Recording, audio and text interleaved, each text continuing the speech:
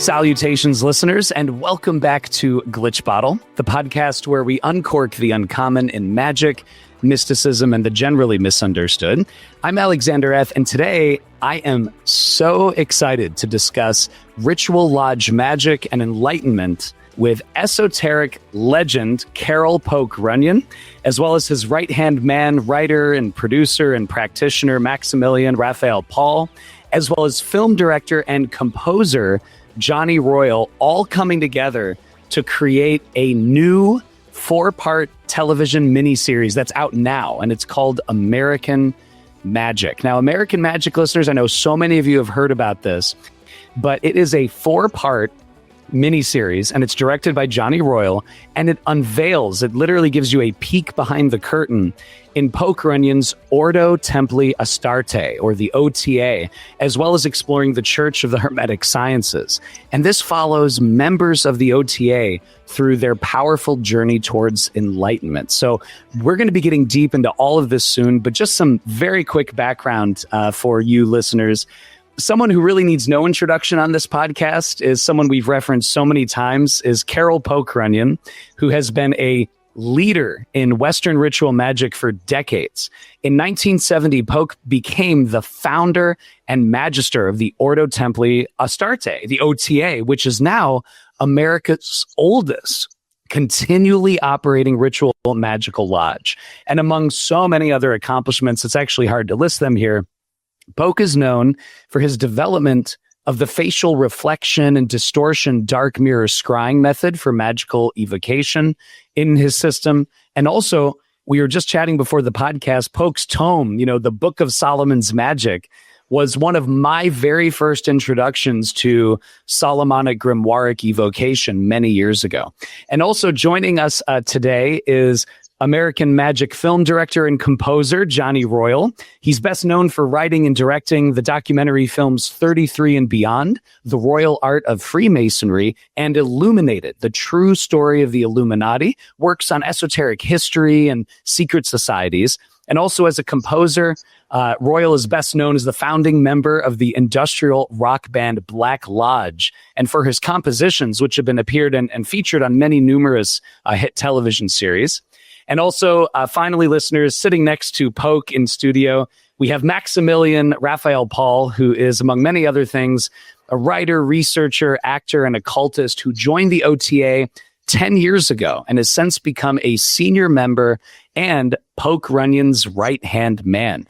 And Max is a producer and writer on this series, this latest series, American Magick, and he's also the head of the Agrippa Orange County Temple chapter of the OTA and specializes in Egyptian initiatory practices. So this is going to come into play later on in the conversation. So a huge thanks to you three for joining. And also, as Max was saying, a huge thanks to Ana Victoria Esquivel, who is amazing for bringing us all together and making this podcast happen. So with all that being said, Poke Runyon, Maximilian Raphael Paul, and Johnny Royal, thank you, all three of you, so much for taking the time and stopping on the podcast today. Thank you much for that wonderful introduction. Well, the honor is certainly mine. I am so excited to meet all three of you officially, and it is certainly an honor, of course, as we were chatting, to meet, the man, the myth, and the legend himself, Carroll Poke Runyon. I was talking to fellow ceremonial magician Brian Chassan, Frater Ashen Chassan, about this, and he was equally excited too. So I think the best place to start for listeners who might not have seen the series yet is, before we get into American Magick, the series, why don't we discuss a little bit about what the lodge itself is? So Poke Runyon, in 1970, you founded the OTA, the Ordo Templi Astartes, which you say is America's oldest continually operating ritual magical lodge. Can you give us, Poke, some of the broad strokes? Why did you found this lodge those decades ago? Well, I've told this story so many times, but I was a aspiring screenwriter in Hollywood. I came out here to California in 1966. And And I started working with the Swanson Agency, which was one of the primary theatrical movie agencies for screenwriters in Hollywood on Sunset Boulevard. And I started working for them, but when you work with an agency, or they don't pay you. You just work with them. You have to have a job. So I worked. I worked in a prop shop. Before that, I had been a fabricator and designer for Runyon Brothers Circus, and so I had some experience working with props, and so I worked in a prop shop while I attended story conferences at the Swanson Agency, and I had a lot of exciting adventures, and I did manage to get one nibble from 20th Century Fox. They wanted one of my properties, and we went into an independent production on it.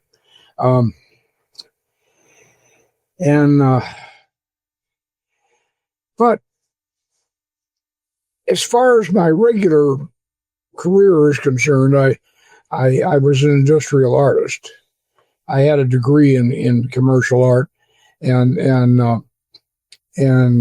so I worked for the Shelby American, and then I eventually worked when Shelby American moved out of California.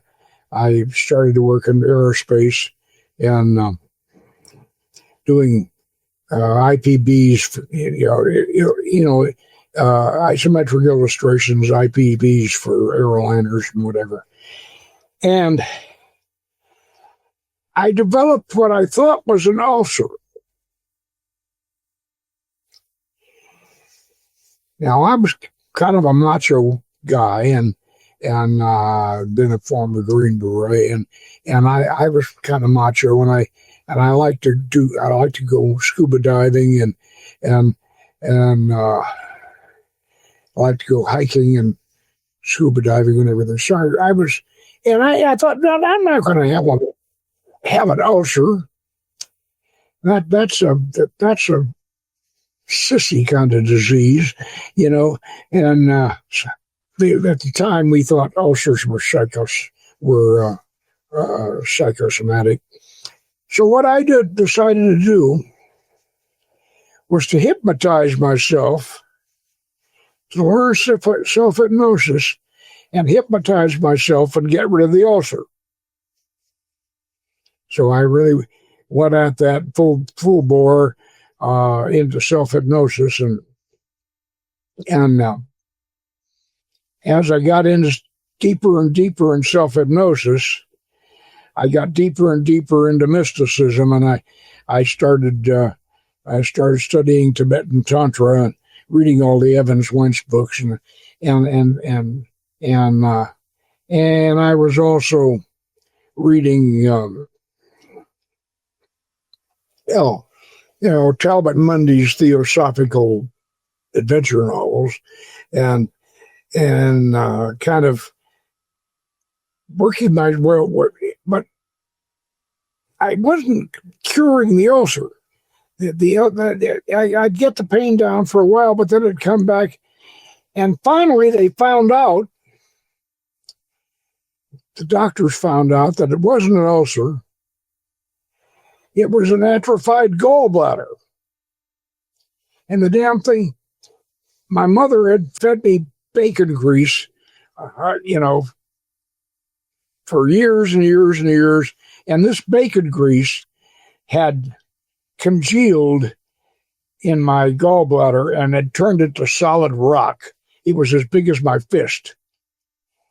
And it was inflamed, and it was actually terminal. And if I didn't get that damn thing out of me, I was going to die. And So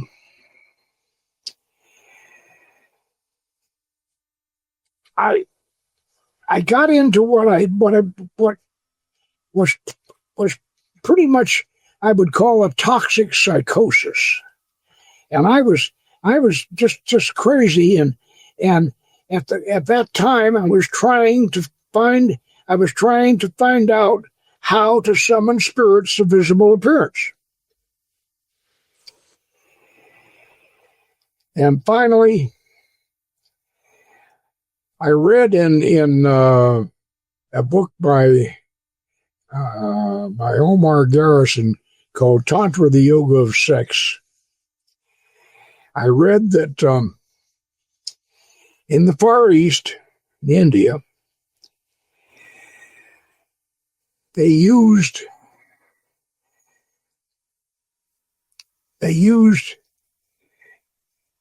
facial reflection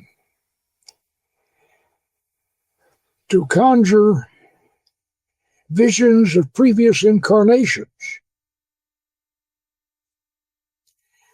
So in other words, what happens, and this is kind of scientific, I know, what happens is as you stare in a dark mirror and in a dim light with candles, as you stare at your reflection,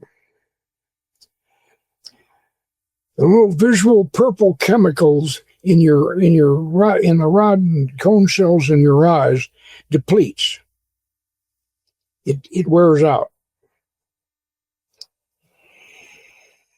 And if you're conjuring for a previous incarnation, if you're doing that, you got to do it in the Malkuth. But we operate in the Goetia, we operate in Yesod, and so consequently, we're in the astral plane. So therefore, it can be spirits, whatever you're conjuring. If it's in Malkuth, then it's previous incarnations. And unless you specify that it's Yesod, it's going to be in Malkuth.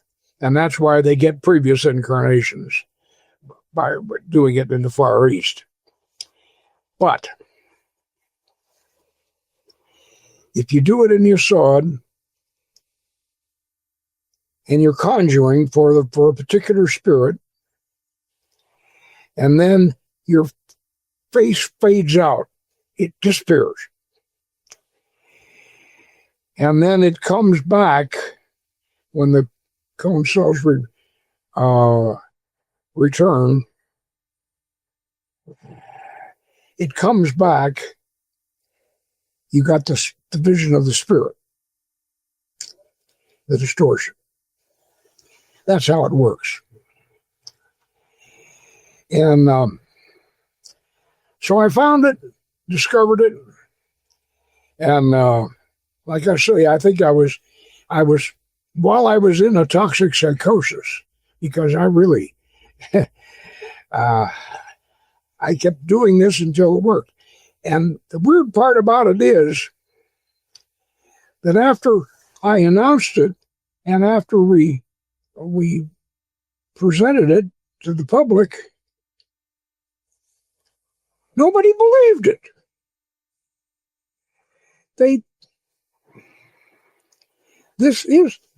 And we have since found out that this is definitely the way they did it.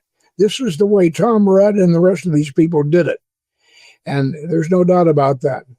And poor old Cecco di Ascoli, back in 1326, he was burned alive at the stake for practicing at one of these operations called the Mirror of Florent. And anyway, so I rediscovered this. And then I've been reading a really wonderful book called The Black Arts by British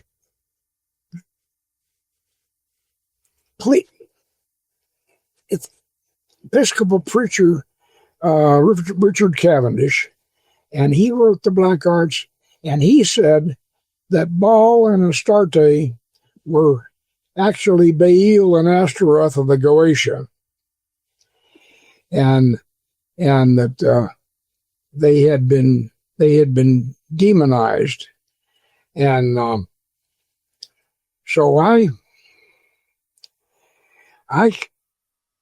thought we ought to bring, and I began checking out other things.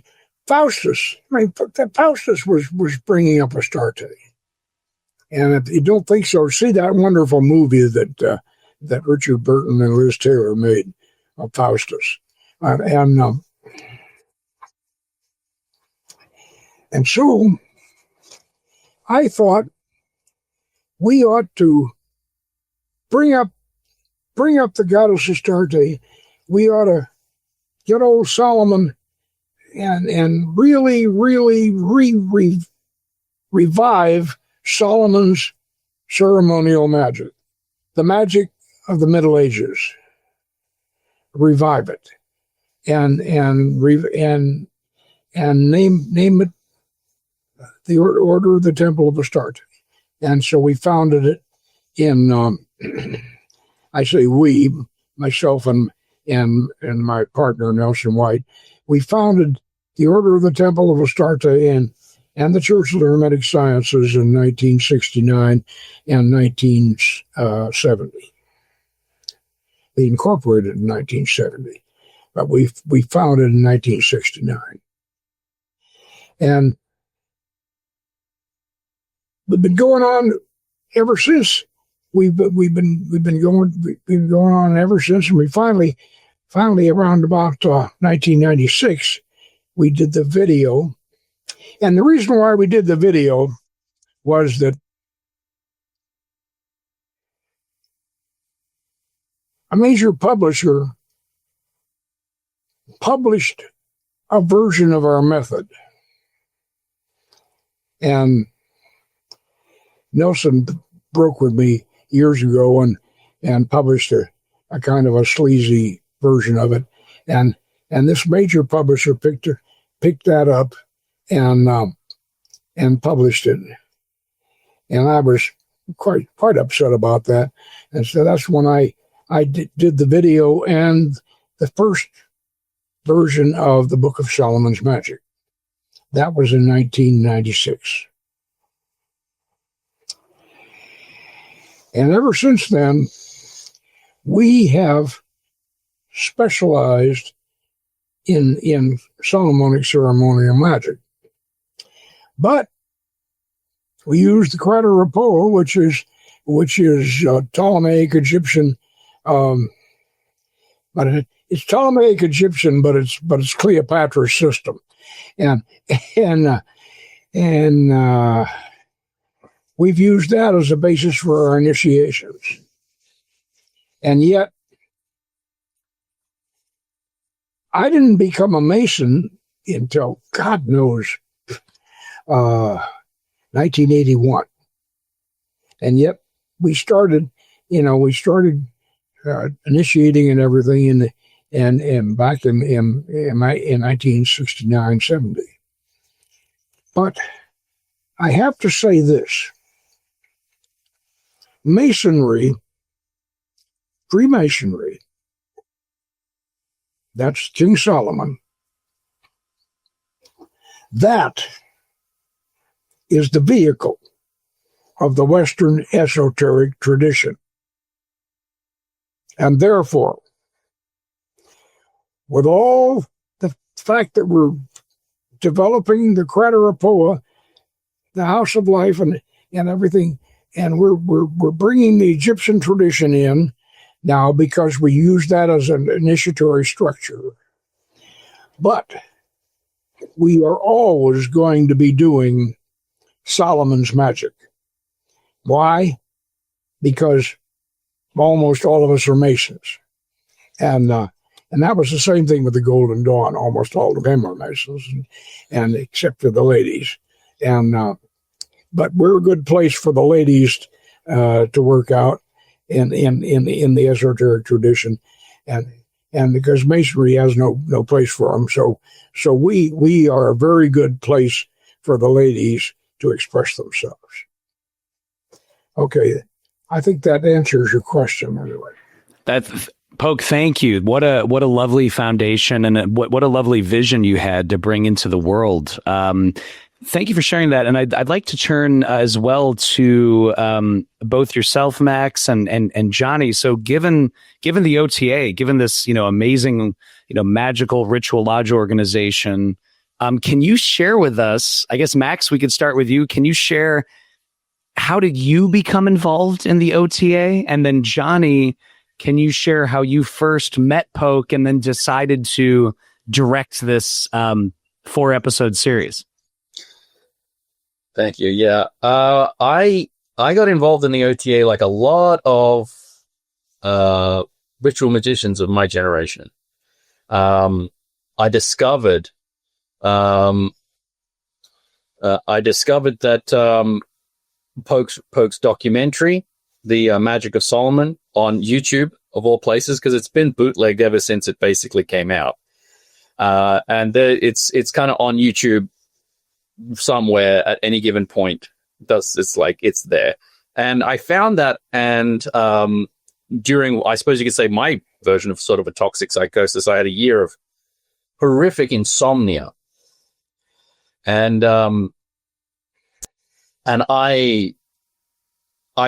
stumbled on to Poke's documentary, and it just completely resonated with the kind of psycho-spiritual and technical way of not only just engaging in the Western mystical, magical tradition, but also psychology, in the way in which, in that Hermetic sense of the way the mind of the cosmos is our own mind is a microcosm of the macrocosm of the great mind of God, of creation.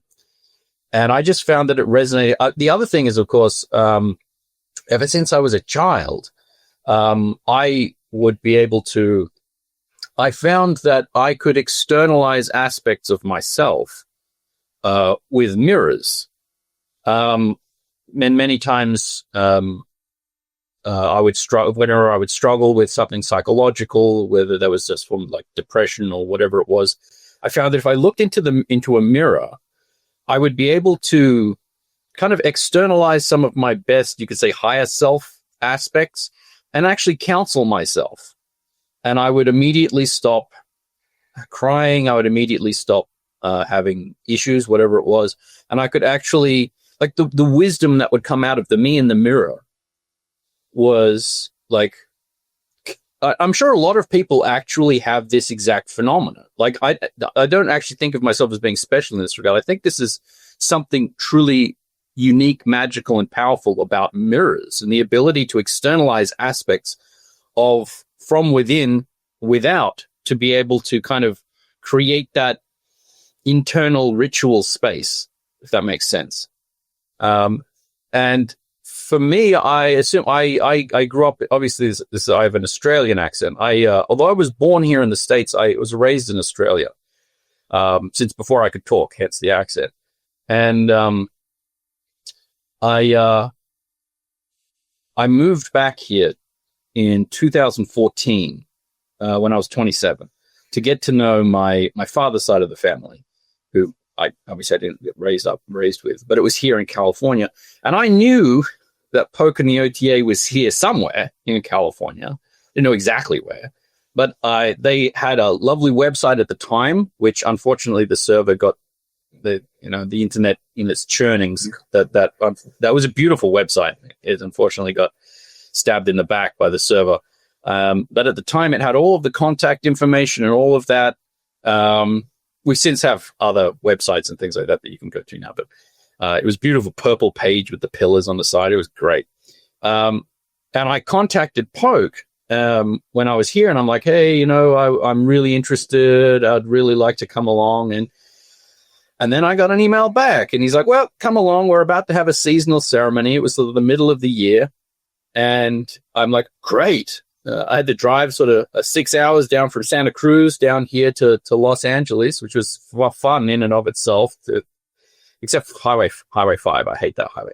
But anyway, when we came down here and was here for a seasonal, it was a big seasonal. I think there was like 30 or 40 people actually here celebrating the midsummer solstice seasonal, the death of the Year King, which is really quite a wonderful, and they're all wonderful.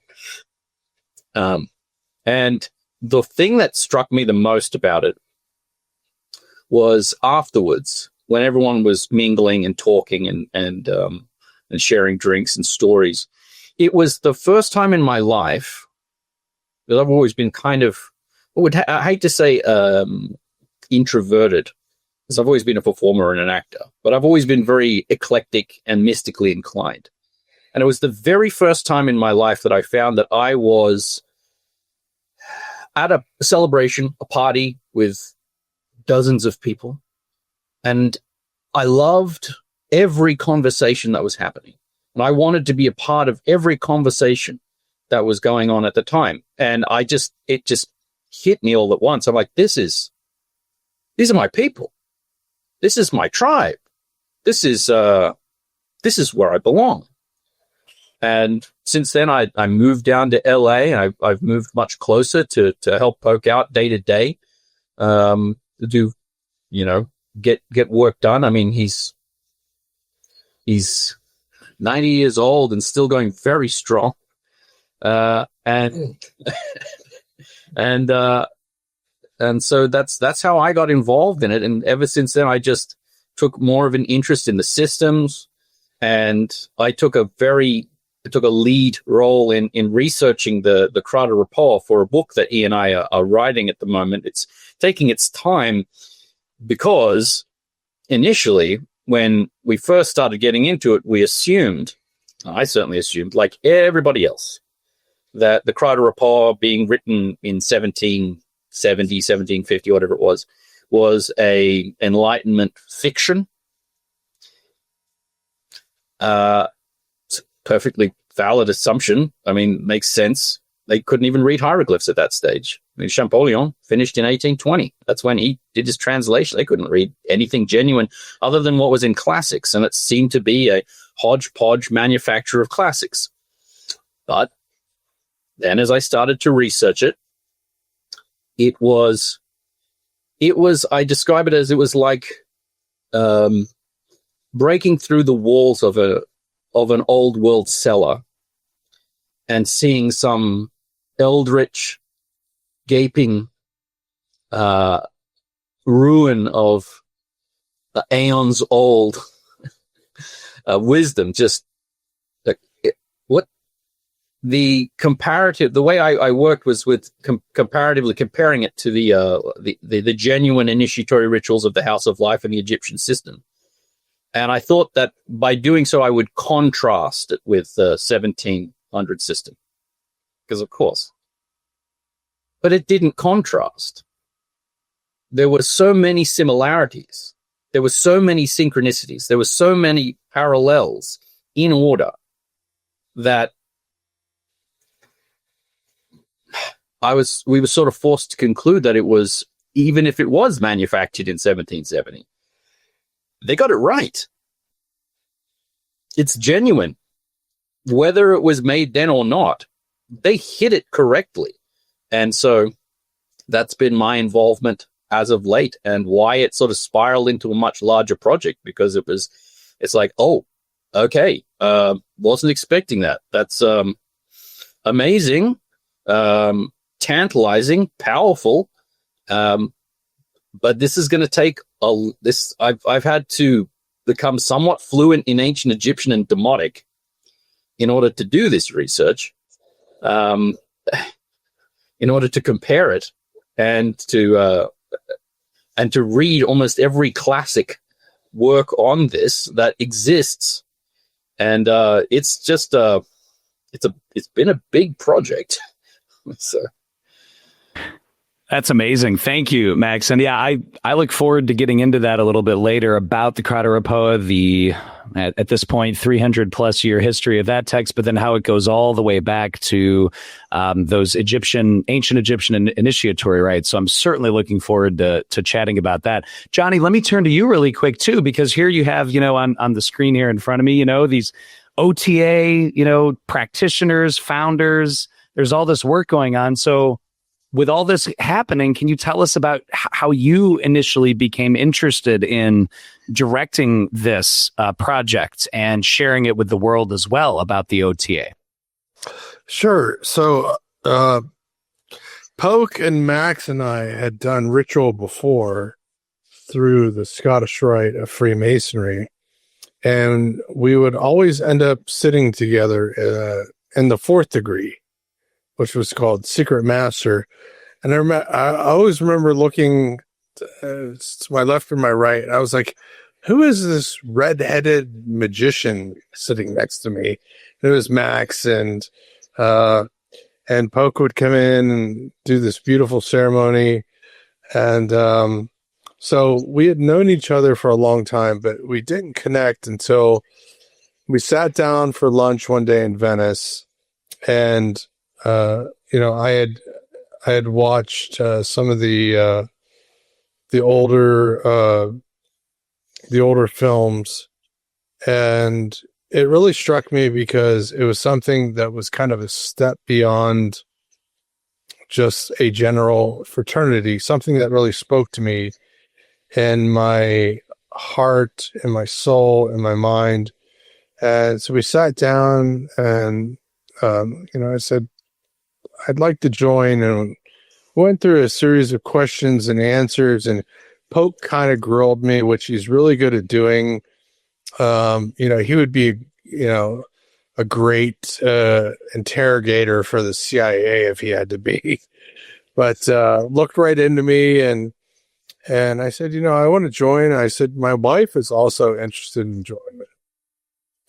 And so we started going through the process, and my wife ended up getting pregnant with our second child, our daughter. And the process and the writings had moved us so much that we decided to name our daughter Astarte. That's her name, Astarte. And before she was born, we were initiated mainly with Poke and Anne Finnan, and my wife, she's like, she's very skeptical, but she was saying to me during the ceremony, like, something is coming through me. And my daughter, who's now 4, and so it's been 4 years since this happened, she exhibits a lot of the behaviors that the ancient goddess Astarte, we would say, also exhibits. And I'll leave it at that. She's a very beautiful, wonderful child, but she can also be very monstrous and chaotic and exciting and just everything else there is. So time went past, and I was working on different things. I worked on the show Longmire, which was on Netflix. I was one of the writers for that. I directed several other films, 33 and Beyond, Eliminated, and the idea had come up, and it was actually Poke and Max that had called me about this idea of this script that Poke was writing about a continuation of what had been left off from the previous films, like Beyond Lemuria and some of the other ones. And so I came in with a different vision than was done. And my vision was that I wanted to bring this into a place where this new technology existed, so we could film in 8K, so that we could not, we went back and forth. Poke and I battled back and forth, and that's what a producer / writer and a director do. You battle back and forth until you create this type of friction in between you, where there's this heat and this momentum that builds up, and you say, okay, we're at a certain place that we feel that is in equilibrium, and we're going to do this. And there's going to be trust on both sides. And so we did that. And so I took what Poke had written, what Max had written, and I looked at it from the lens of not just what do modern day ceremonial magicians and occultists want to see, but what does the world want to see? So I brought in, from a directorial sense, a global point of view. And primarily that was really looking at, who is the membership nowadays? Who makes up this organization? And, a lot of these things that made it into the final cut for the miniseries, I mean, these were not things that we had on the shot list. These were things that we had to, we call them shotgunning, on set. And, just the membership really blew my mind open, with, young sociologists, psychologists, shop owners that sell, magical instruments and supplies. And that, and I had been to Poke's workshops, and I still practice a lot of what Poke has taught me, and my wife does too. But listening to them, we were like, okay, wait, hold on a second. This is day 3 or day 4. We have to do a rewrite, because what they're saying is it's a global point of view that has the longest standing history of American ceremonial magic in the United States. So we focused on that. And the shot list, I think in total, was close to 1,100 shots that we had to do. And so, what's difficult when you're doing this kind of project is it's called unscripted, meaning you don't know really what people are going to say. You can write things down. You can ask everybody the same question, but everybody is going to answer it differently, with different words, with different inflections. And we took that and we spent, 24 hours overnight looking at, okay, how do we now incorporate this? And now it's changing from just being a feature film to something that's much more deeper and much more involved, that the world needs to see. So we got, deeply involved in, who are these members that take place in these ceremonies? What have they experienced in their degrees? What have they gained from that has changed their lives?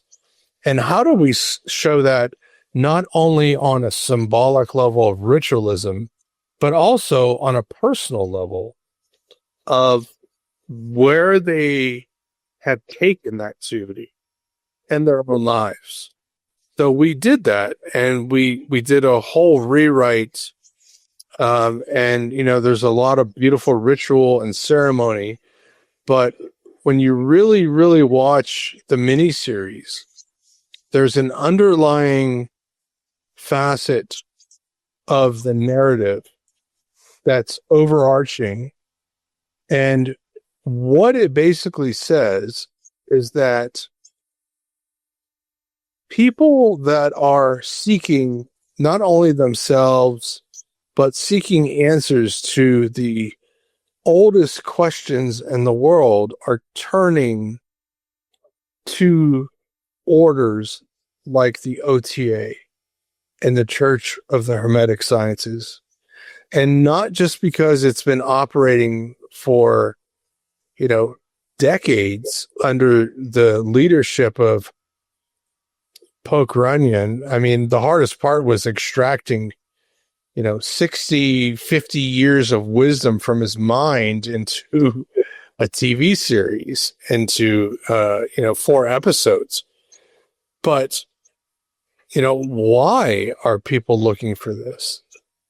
So my conclusion, and I naturally gravitate toward quantum philosophy and skepticism, but my natural conclusion is that there's something big happening in the universe that's changing. And I want to do my best as a director to be able to capture the best performance on film with these people that I'm filming and the ritual that we're doing, so that the people watching that have never had any experience with any of this stuff can understand and say, you know what? I felt like that warrior in that scene fighting this other figure that is maybe a part of trauma that I've not dealt with in my life. I mean, Poke says in the series that it's very psychological. All these things are different parts of our minds and our parts of our spirits. And I believe that 100%. So we looked into that, we dug into that, and we really focused on that. And the response has been incredible. Global distribution. The first one to pick it up, Apple TV, the most difficult streamer in the world to get through with the metadata. And it's gorgeous. I mean, it's not just a beautiful story, but it is a timeless work of art that is future proof, because, it is, we shot it in 8K, and if we need to up-res it when these TVs, it's funny, people say, oh, 4K TVs, theaters, 98% of theaters around the world are still showing in 2K. And the only true 8K lens that exists other than on cameras is on the Hubble telescope, when they changed that years ago. And there's a documentary that talks about that with Leonardo DiCaprio. But to give you an idea of the size of clarity of that, that's a 20-story building that you can broadcast that image on that is crystal clear.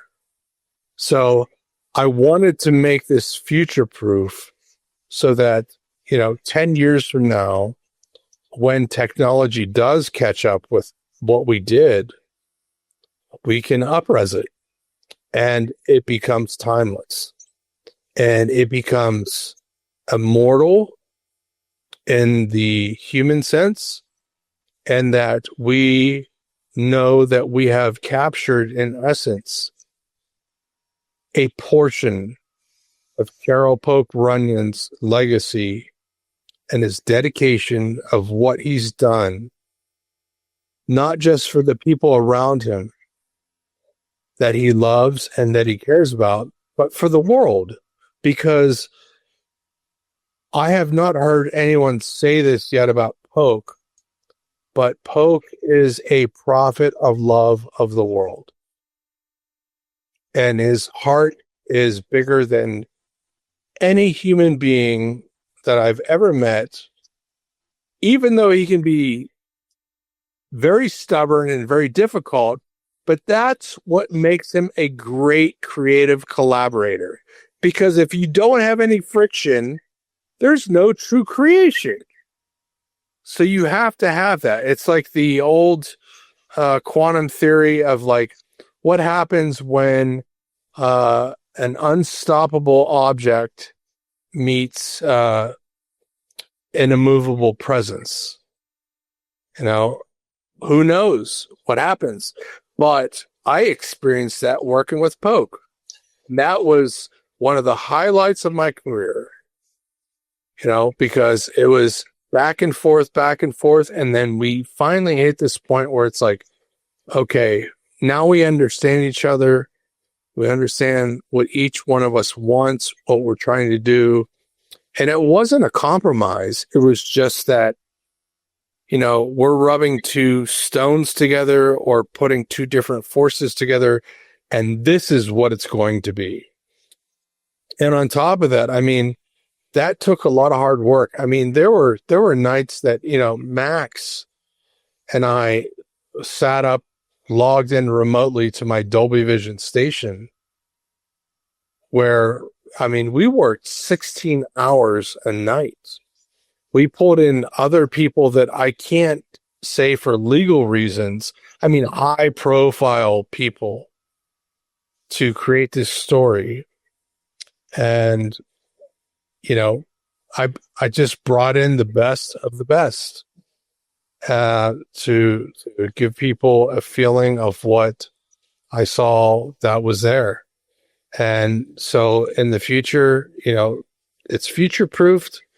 It's something that's beautiful. And I think that people should, you know, watch it, not just once, not twice, but study it and really see the underlying current, because there are hidden artifacts in that TV series. Future proof, and yet, Johnny, to your point, it traverses the topography of space-time back thousands of years to initiatory traditions and specific rites and rituals, which I'm certainly looking to very much forward to getting into. And I'd kind of like to your point, Johnny, just kind of open it up to yourself and Poke, of course, and Max, which is, you know, this is an incredibly shot series. To Johnny's point, people will love it. Let's talk about, especially for listeners who might not be too familiar, and I just like to open this up, the huge differentiators and the unique aspects of the OTA. So there are so many aspects of this, obviously, going back decades, but two things that stood out to me is that, and something that Poke mentions in the series and that's been mentioned, is the OTA is very different in two main ways compared to other Western magical lodges. It is goddess-oriented and it is pagan-oriented. Can you share with the listeners, you know, what does that mean, and why is that such an important differentiator for the OTA? Well, I could answer that to some degree. I'd like Poke to talk on that actually a lot too, but initially I would say that the OTA, the Ordo Templi Astartes, was founded as a pagan institution, but it's the embodiment of the Ordo Templi Astartes and the Ordo Rosicrucis, which sort of oversees it and the Church of the Hermetic Sciences, is to celebrate and to promote the entirety of the Western esoteric, mystical, magical tradition. And the roots of that go back into distant antiquity and obviously into pagan antiquity. But the tree of that grows through the entirety of the history of the West.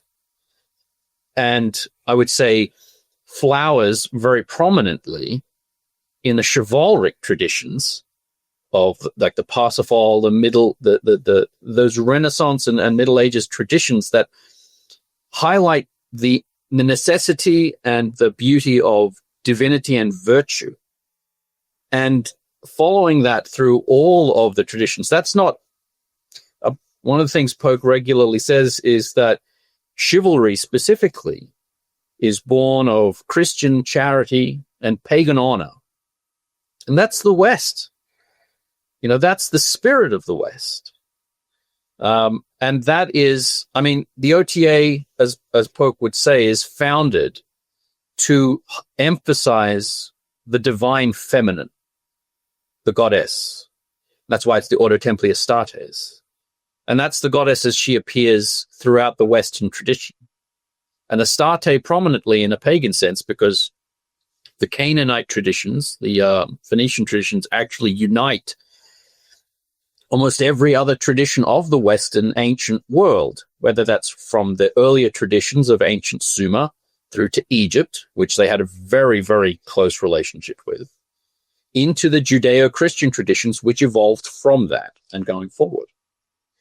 And this Solomonic tradition permits a great deal of ritualistic, philosophical exploration and freedom.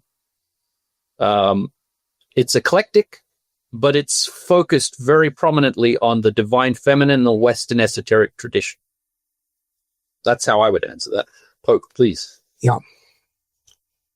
There are several things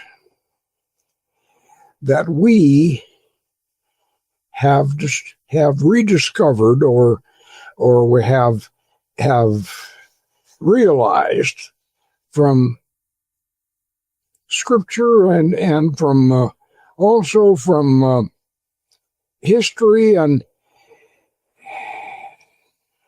there's just things that need to be brought forward. For one thing,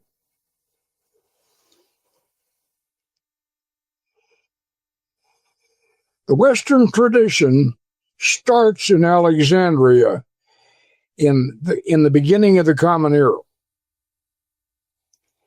And one of the things that we're wrestling with this Quatarapoa book that we're doing is the fact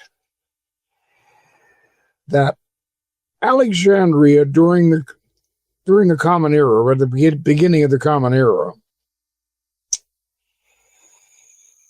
it was a synthesis of ancient Egypt, the New Kingdom, and the Ptolemaic Greek mythology. And what this does is this forms the Western esoteric tradition, because the Ptolemaic, the Greek, that's the European mythology. And the ancient Egyptian is essentially what the earliest of the Eastern philosophies. Although we could say African, but I think in overall in the Eastern thing. Now,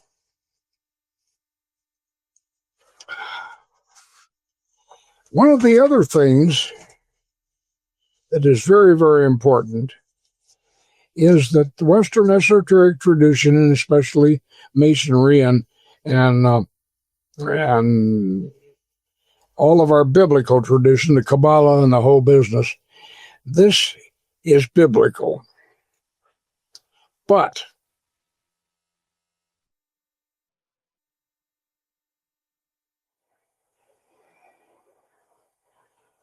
Yahweh, Jehovah, was not Jesus' father. This is very, very obvious, and almost all biblical scholars know this, that Jehovah, Yod-Heh-Waw-Heh, he was a demiurge. I know that's Gnostic terminology, but then again, we are Gnostics. And Jehovah was a demiurge. And Elohim, El Elyon was the distant Father God. Now, an ancient Gnostic philosopher, Valentinus,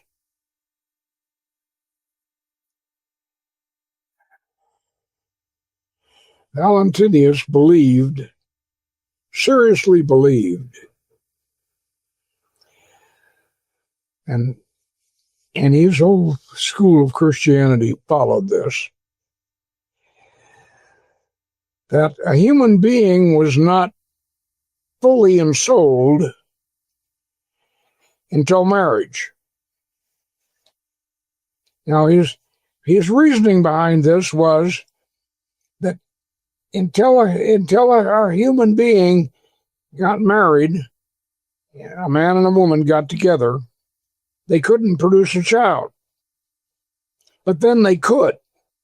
That meant they had God's power. And therefore they were not truly ensouled until they were married.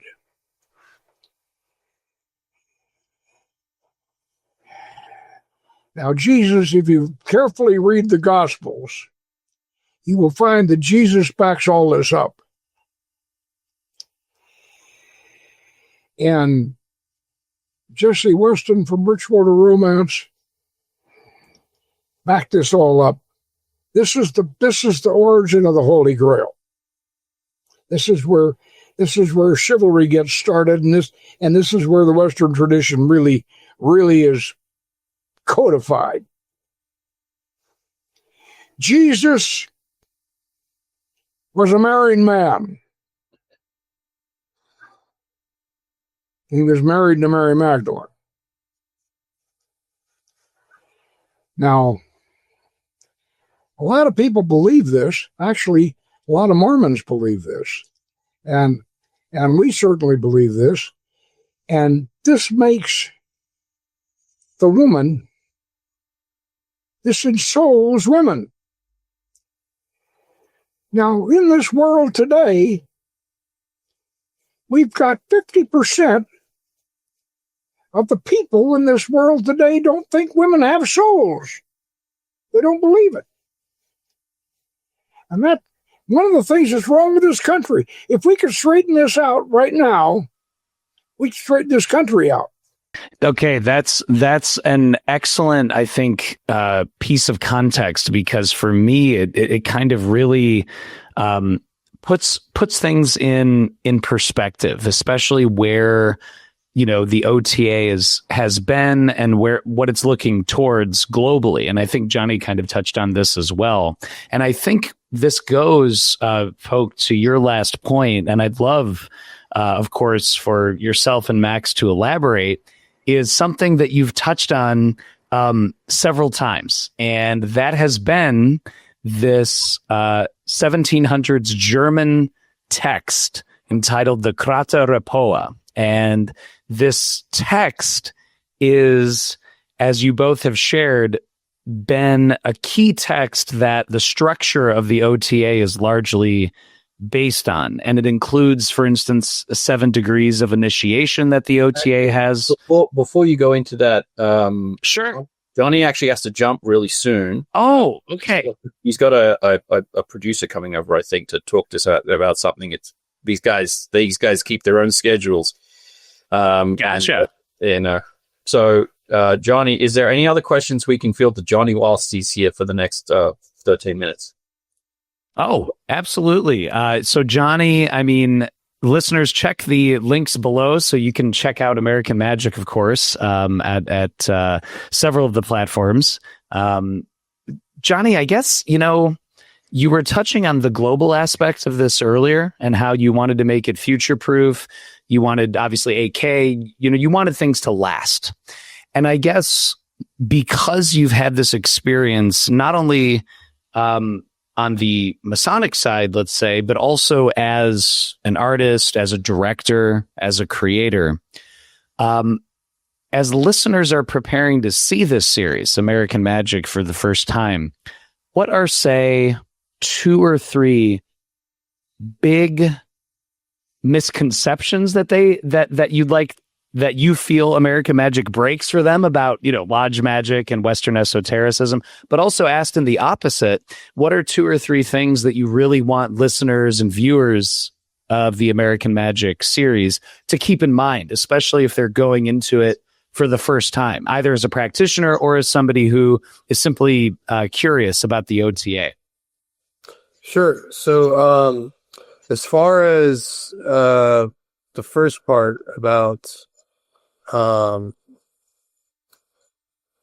things that I want them to kind of go in, I guess the question is really going with an open mind, is that it's not evil. It's not something that is going to lead you down a path of bad choices or doing things wrong in your life. I mean, that's totally up to your own free will and accord. But so the misconceptions that we need to focus on are that, number one, breaking the first one, is that this kind of tradition is older than any of the major religions that exist in the world. Any of them. I mean, when you look at Christianity, when you look at the halos around the head of the saints and, the patriarchs and the matriarchs, I mean, that comes from Mithraism and sun worship, and even, Jerusalem, Yerushalayim, the place of the people that worship the setting sun. That goes way further back than we can even imagine.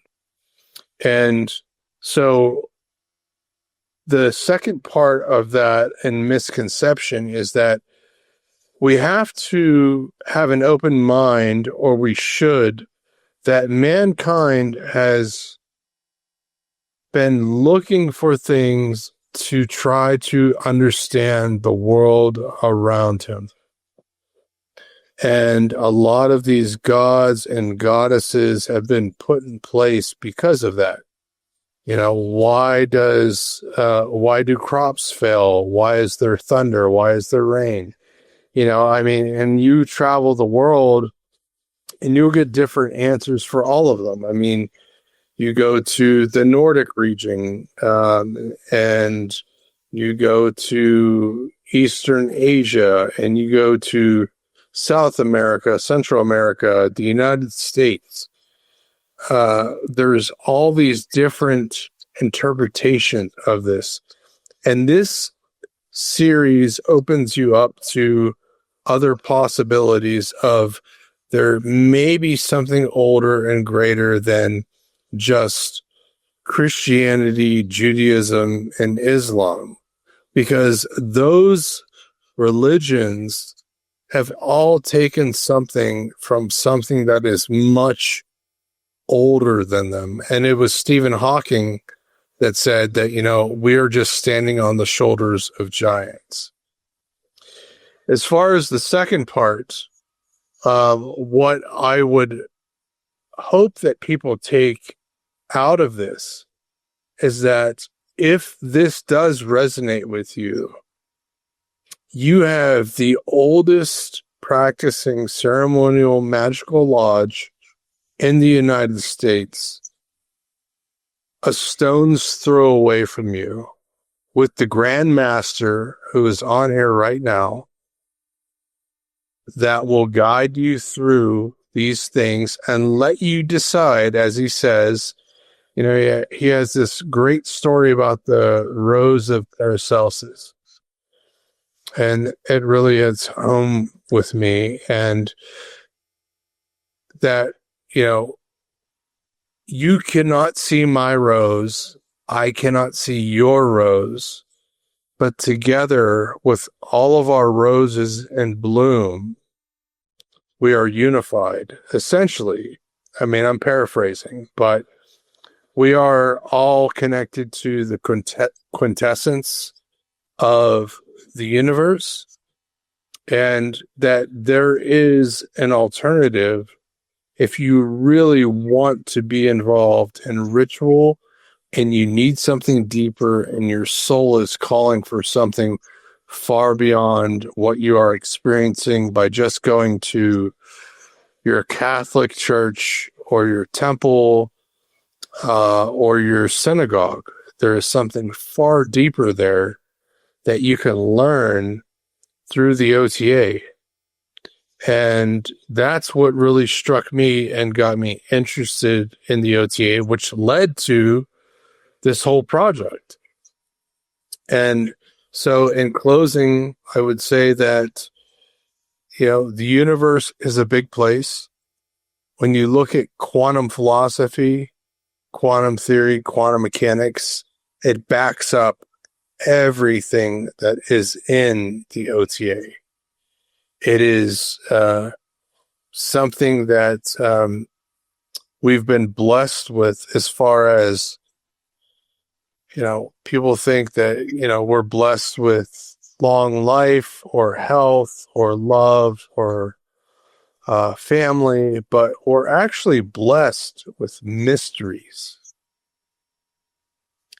And those mysteries are worth taking the time to try to solve, even though we probably will never solve them in our lifetime. But it's that journey. It's that shipwreck of heaven, that golden beam that we get a glimpse of for a second that keeps us moving forward. And as a director, those are the things that I want to continue to capture. And Poke is working on a new project. And I'm very much looking forward to working on that, because with what that is, it's something that can be incredible. So thank you for having me. And I love you, my brothers, Poke and Max. And I look forward to our next project coming up very soon. Thanks, Johnny. Awesome. Thank you so much, Johnny. We appreciate you joining the show today. Thank you so much for stopping by. Thank you. All right. Take care. Okay. All right. What was the other question you had there? That's Okay. Before we get out of here, I want to discuss the Holy Guardian Angels. Oh yeah, we're going to be talking for another hour or so. Oh, okay. Well, This is Johnny Hanley. Oh yeah, we're gonna be strapping in Lock in. for sure. that Holy Guardian Angel thing is one of the most important things we've done, and you're going to appreciate it, because here's the situation. The French did a version of the Magic of Abramelin and Lamage.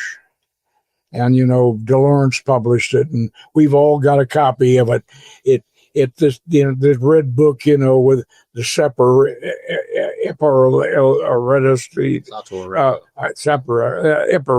or whatever it is. And we've all got this thing. But it's wrong. Totally wrong. The Holy Guardian Angel operation is not just one Holy Guardian Angel. It's 3.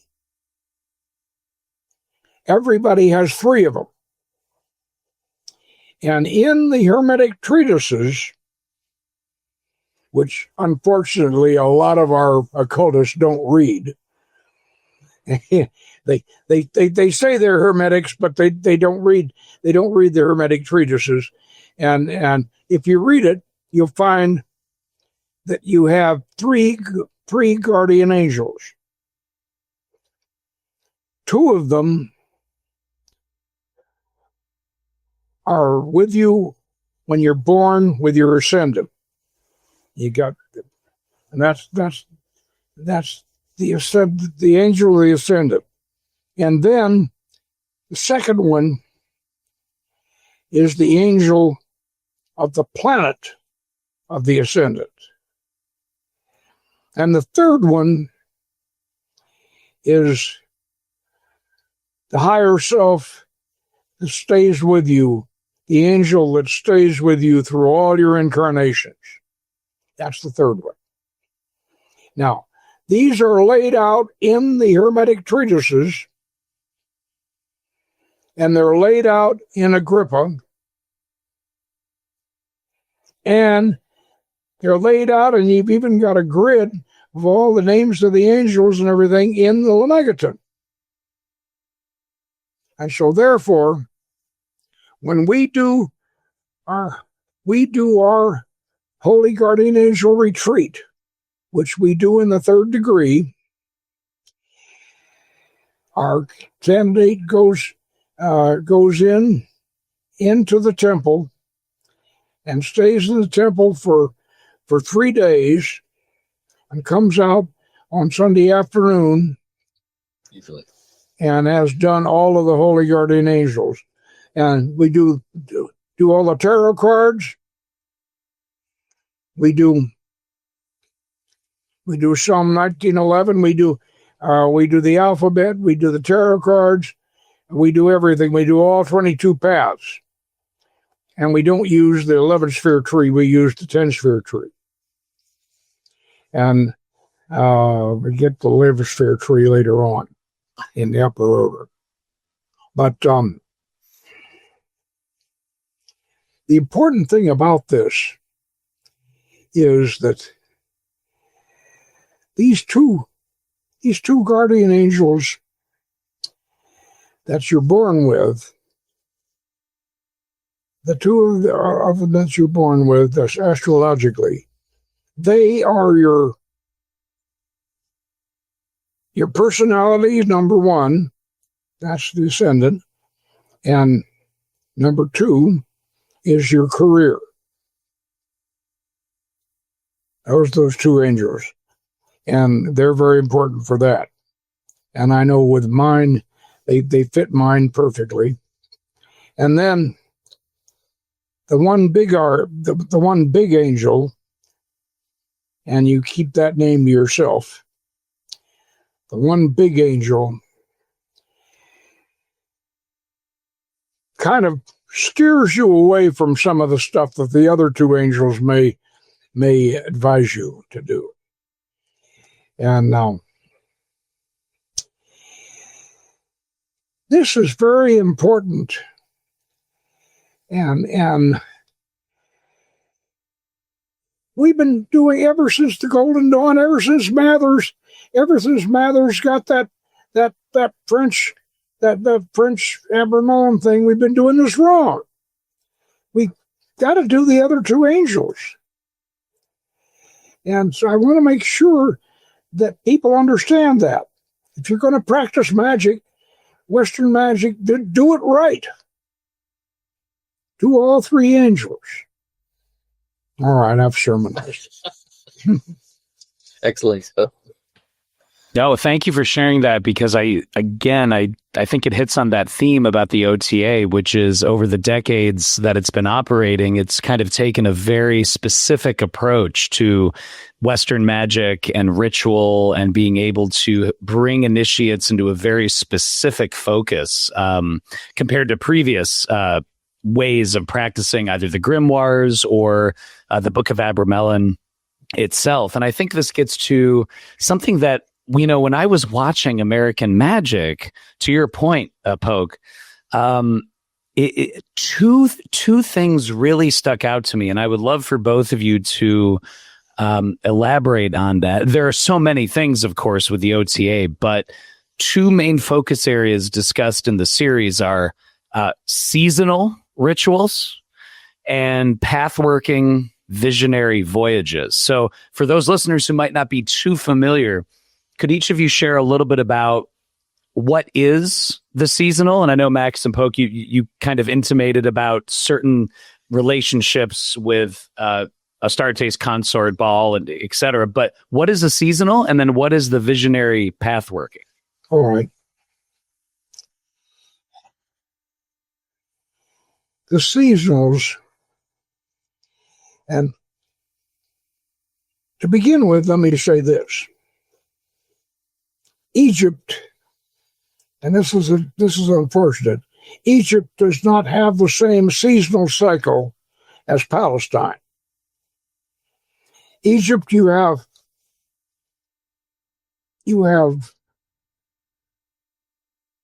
high Nile, low Nile, and Harvest. What's the third one? Well, harvest. They have to harvest the stuff. Yeah. That's the inundation. Harvest. And the harvest. Yeah. So you only have 3 seasons in ancient Egypt.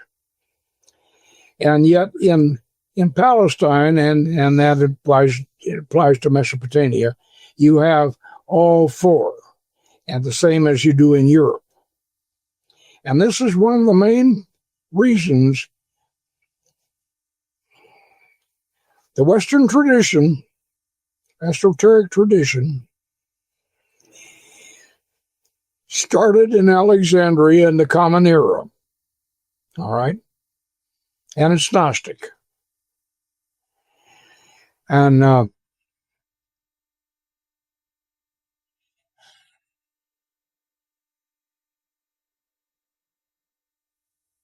we've got a problem, and Max and I are aware of this, constantly aware of this. We got a problem in that Ptolemaic culture, the synthesis of Greek mythology and Egyptian, frankly, it doesn't work out very well. And in fact, if you look at it, if you look at the statues, ancient Egyptian statue, the ancient Egyptians, the New Kingdom, the Old Kingdom, their artwork and their symbolism was so much more elegant than the Ptolemaic. So it's one of the reasons why we're very, very glad that the Crateropoa, this is Cleopatra's and Anthony's system. This is not House of Life and the Library at Alexandria didn't get along very well. And we have to wrestle with this kind of thing. And I knew you've heard of the Bimine tablet of Isis. Well, that we can figure that out one of these days, and we'll get it figured out. Actually, there's one of the most important things about seasonal ceremonies, period, is the fact that when you partake in seasonal ceremonies, you make yourself a part of the story of the year. And not only that, all gods, all expressions of divinity evolve out of the local population of humanity, humanity's relationship with their environment and where they'll draw their life from their food. Yeah. For the Egyptians, that was the Nile. They had 3 seasons because their whole pantheon of gods, whether that's all, because there were many pantheons of Egyptian gods. Every single nome had its own little pantheon of slightly different versions of similar gods, similar because they're all based in the same rooted 3 seasons of the Nile. And even as Herodotus would say, the only gods that all Egyptians worship were Isis, Osiris, and Horus, because that was the state religion. That was the king religion. Of course, you'd better worship that one. But everywhere else, for instance, I sometimes use an example that in Western Australia, the local Aboriginals there have 6 seasons because they derive their food from 6 different places during that time of the year. It's divided up because they need to find life force and their myths derive from their relationship with that environment. And in the West, we have the 4 elements, the 4 seasons of the year, because most of us we today and then where it grew, derived their life force from agriculture. Yeah. And it's agriculture that created the system of the 4 seasons of the year. The rains that come in the winter season, that come and they fertilize the soil and allow it to germinate, and in spring it grows. And this is the celebration of the 4 seasons of the year. And of course, Southern California is identical to the climate in cycle in Palestine. Yeah. Virtually identical. And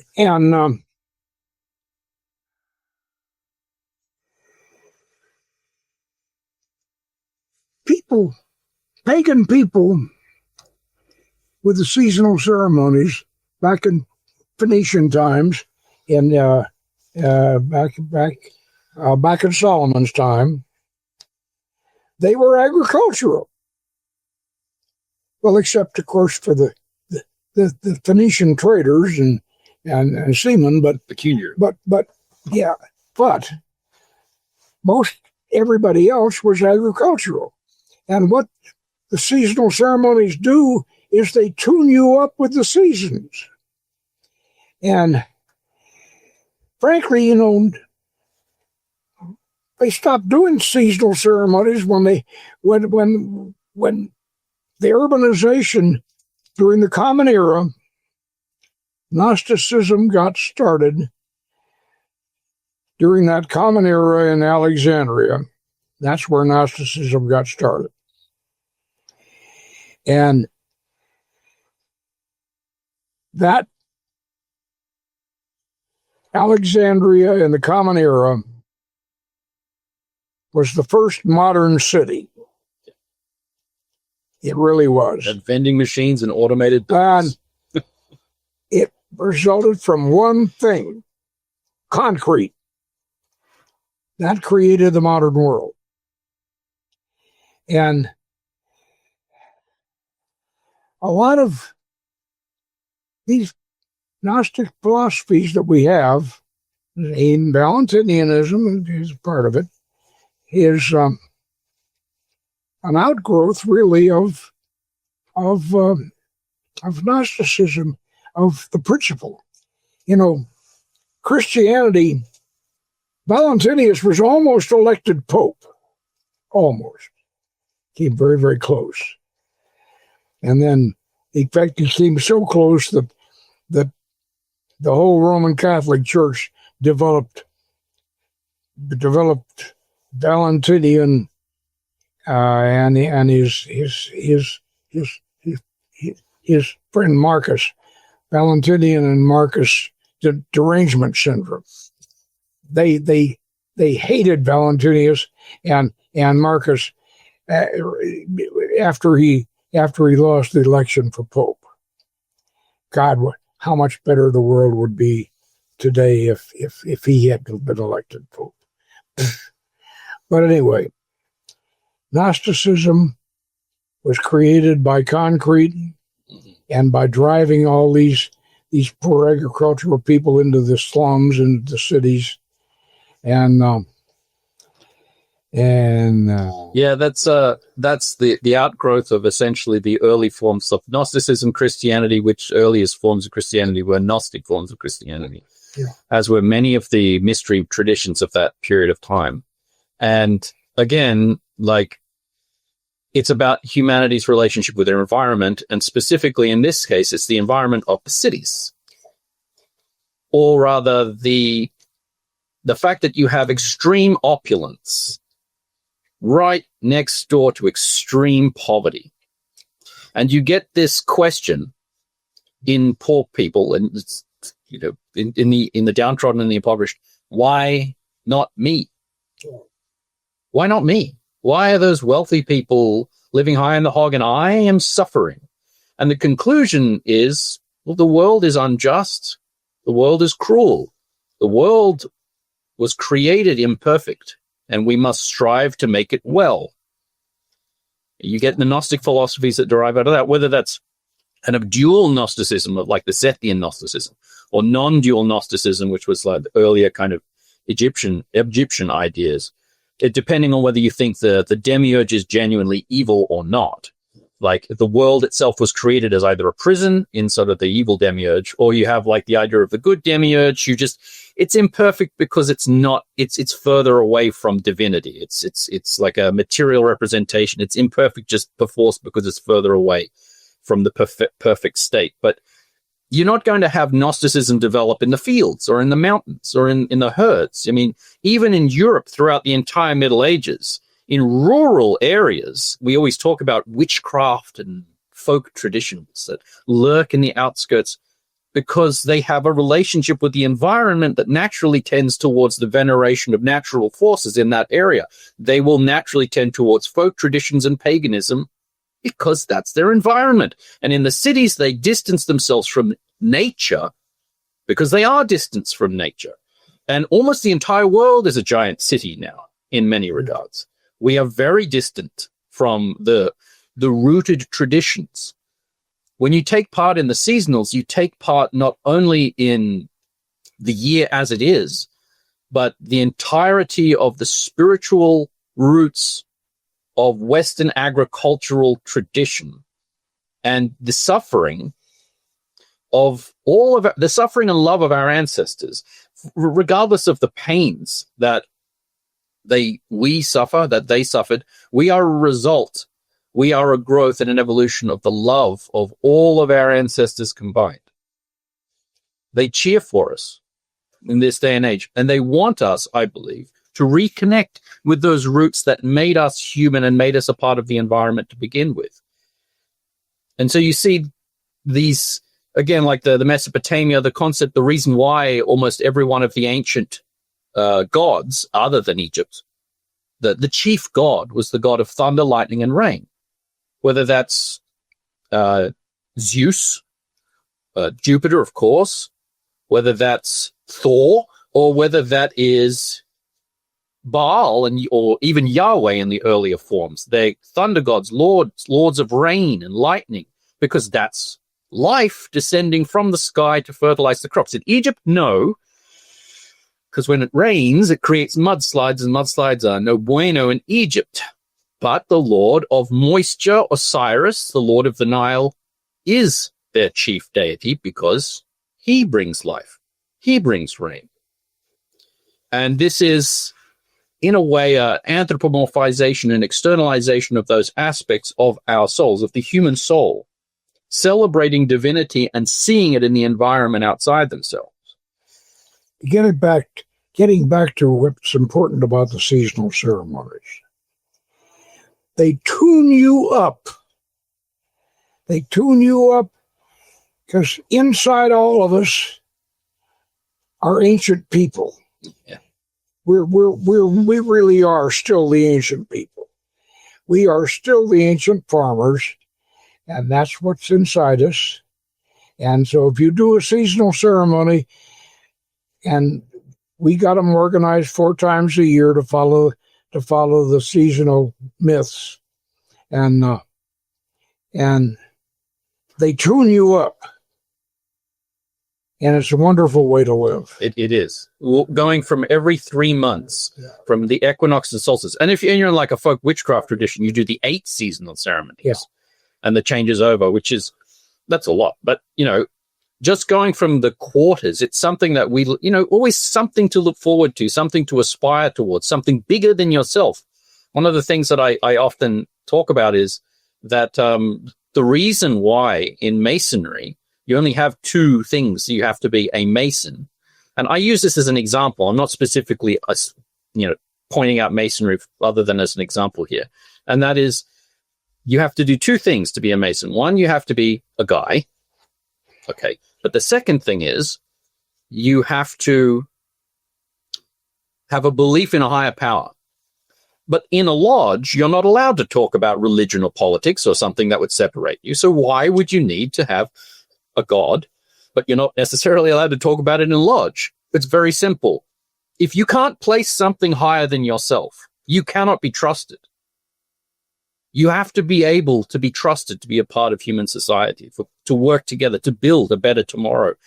People have to have that bond with you, be able to trust you. And if you put yourself higher than everything else in life, how can anyone trust you? And putting these seasonal ceremonies front and foremost and putting an emphasis on divinity pantheistically is to say that humanity and tomorrow are more important than me today. And I am a part of that procedure in building in the gears of the year. I'm a part of the individual substructure of building a better tomorrow, again, for myself, and as Pope talked about in regards to marriage and children, for the future generations, to work towards a better tomorrow, and to be a full participant in the now, and to venerate and revere where we came from and what our ancestors struggled. I mean, I'm a new father. It actually really breaks me up sometimes thinking about the fact that there used to be an 80% infant mortality rate. The things that our ancestors had to go through to get us where we are right now, I think people need to really, you can't appreciate something you don't understand, that you're not a part of. And I think that participating, educating, embracing and loving every aspect of the history, the positive history of our traditions, to appreciate everything that happened and came before, we go into the future with open eyes and an open heart. And I would say a very poetic way of saying that the seasonal ceremonies, as Pope said, connect us, make us a part of that great continual experience. That's lovely. I very much appreciate kind of the vision and how the OTA thinks about and approaches ritualistically and initiatorily the kinetics, the esoteric kinetics behind all of the different seasonals and also the visionary and path working. And in fact, Max, to your point and Pokes about connecting to the past and connecting to this ancient tradition, something you both have touched on many times in this conversation is, what is the Crata Repoa? I know just for the listeners, it's been touched on in this conversation. You can tell me how I do. It's a 1700s German text entitled the Crata Repoa, and it is purported to contain Egyptian initiatory rites. And Max, you brought up the point that whether they actually go back or whether the author of the Crata Repoa wasn't specifically drawing on those rites, you're saying that you've done comparisons and the rites and the Crata Repoa and the even more ancient Egyptian initiatory rites do seem to match up very well. So I would love to hear from both of you about this hundreds of years old Crata Repoa and the importance. Why is this so important to the OTA? Well, let me talk about that. In 1770, 1786, roughly. Yeah, that's Crata Repoa, but before that, a French cleric by the name of Tresant wrote at 1720, I think. Yes, about that. Yeah. He wrote what he said was a novel about Ptolemaic Egypt. And it wasn't about Ptolemaic Egypt, but he wrote this novel called The Life of Sethos. And he said in his preface to the novel that he had consulted a manuscript in a foreign library, and he's obviously talking about the Vatican Library,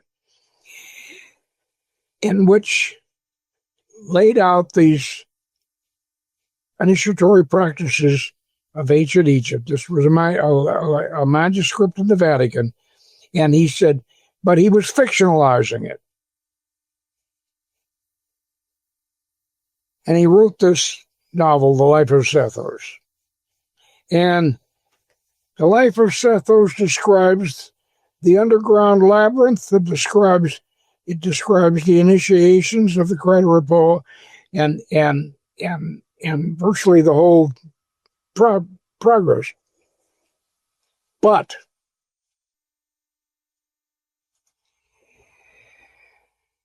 Max has discovered, and I've seen his research,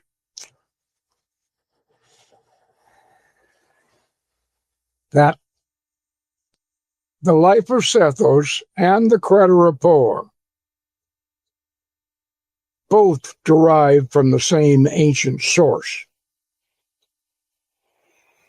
And we can pretty much prove that. And we're in the book we're writing now. But we still are going to be honest about the fact that Sethos did claim to be fiction. He claimed it was fiction, but he claimed it was based on a real manuscript. And we have, Max has discovered, in fact, they're just recently published. It's called The Book of Filth. And it's recently published, and what it is an account of the House of Life. And the House of Life, if you remember that movie, The Egyptian, when Victor Mature and who were the guy that played Sinaway, Sinaway and Horemheb are both in the House of Life. And that's in the beginning of The Egyptian. And the House of Life existed all the way from it was all the way from the New Kingdom, all the way down. And like I say, the House of Life was reinvigorated by Cleopatra when she decided to recover the Isis-Osiris religion. And she thought she was the re-embodiment of Osiris, and that Mark Antony was going to be the re-embodiment of Osiris and all that. Oh God! Oh, if only they'd won the Battle of Actium, how much better the world would be today. But anyway. Well, I can go ahead and talk a little bit more about that. So, as you say, the Crater was a document produced by a couple of German Prussian Freemasons for the sake of an order that was founded by Frederick the Great of Russia, who also founded the Scottish Rite, or at least the precursor to the Scottish Rite. And what they wanted to do in that period of time, roughly 70s, 60s, in that era, is they were just lamenting of the fact that Freemasonry was sort of just a boys' club that didn't really celebrate the mysteries and the education as much as they ostensibly were supposed to do. And so they wanted to start a society that was entirely focused on wisdom, knowledge, education, and things like that. And they had a blueprint, essentially, for that in what they referred to in the life of Sethos, and also in another book called Histoire du Ciel by Antoine Pluche, which is of that period of time too, which talks about this thing called the sacerdotal college, or the priestly college in Egypt. Now, they didn't really know what the name was. We know what the name is now, Quran, or House of Life, but they wanted to recreate that. So, off the bat, the Crater is based on the House of Life, intentionally. So the question is not, is the Crater connected to the House of Life? The question is, how closely is the Crater connected to the House of Life? How directly? So off the bat, they wanted to recreate that college. Now, the Crater is Ptolemaic because it includes elements like Medusa. Now, if you go into the catacombs of Alexandria, the catacombs of Isis in Alexandria, Medusa is plastered all over the walls. She got involved in the mysteries of Alexandria, clearly, as a symbol of chaos that must be subdued, or the Gorgon head, the Gorgonea that is used to subdue evil. the eyes of the Gorgon that freeze you in your place. So that being included in the Quadra Pole, it is Ptolemaic. Now, this document that Abbé Terrasson in the Life of Sethos says he pulled from, there are similarities between the Life of Sethos and the Quadra Pole, such that some scholars say Quadra Pole is based on Life of Sethos. But that's clearly not true. They reference a lot of texts in the Quadra Pole, but they do not reference the Life of Sethos. Why? Well, they knew it was fiction. Well, then why would they use it? They probably didn't. We suspect that they didn't use the Life of Sethos as anything other than inspiration, because we genuinely believe that there is a missing document that actually details and fills in the little skeletal gaps that they very, very clearly embellished with classical sources. That's very clear. But there's no contest there. Most scholars think it was comprised entirely of those classical sources. But the main crux of the argument that we're making is that the similarities between the actual ancient, the Ptolemaic and Egyptian systems and the Quadra Pole are just too synchronous to just be an entire.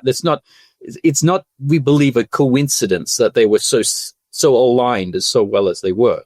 Because after all, as Polk said, the Demotic Book of Thoth by Professors Jasnow and Zalzig was released in 2016 or something like that. It was published 60 years.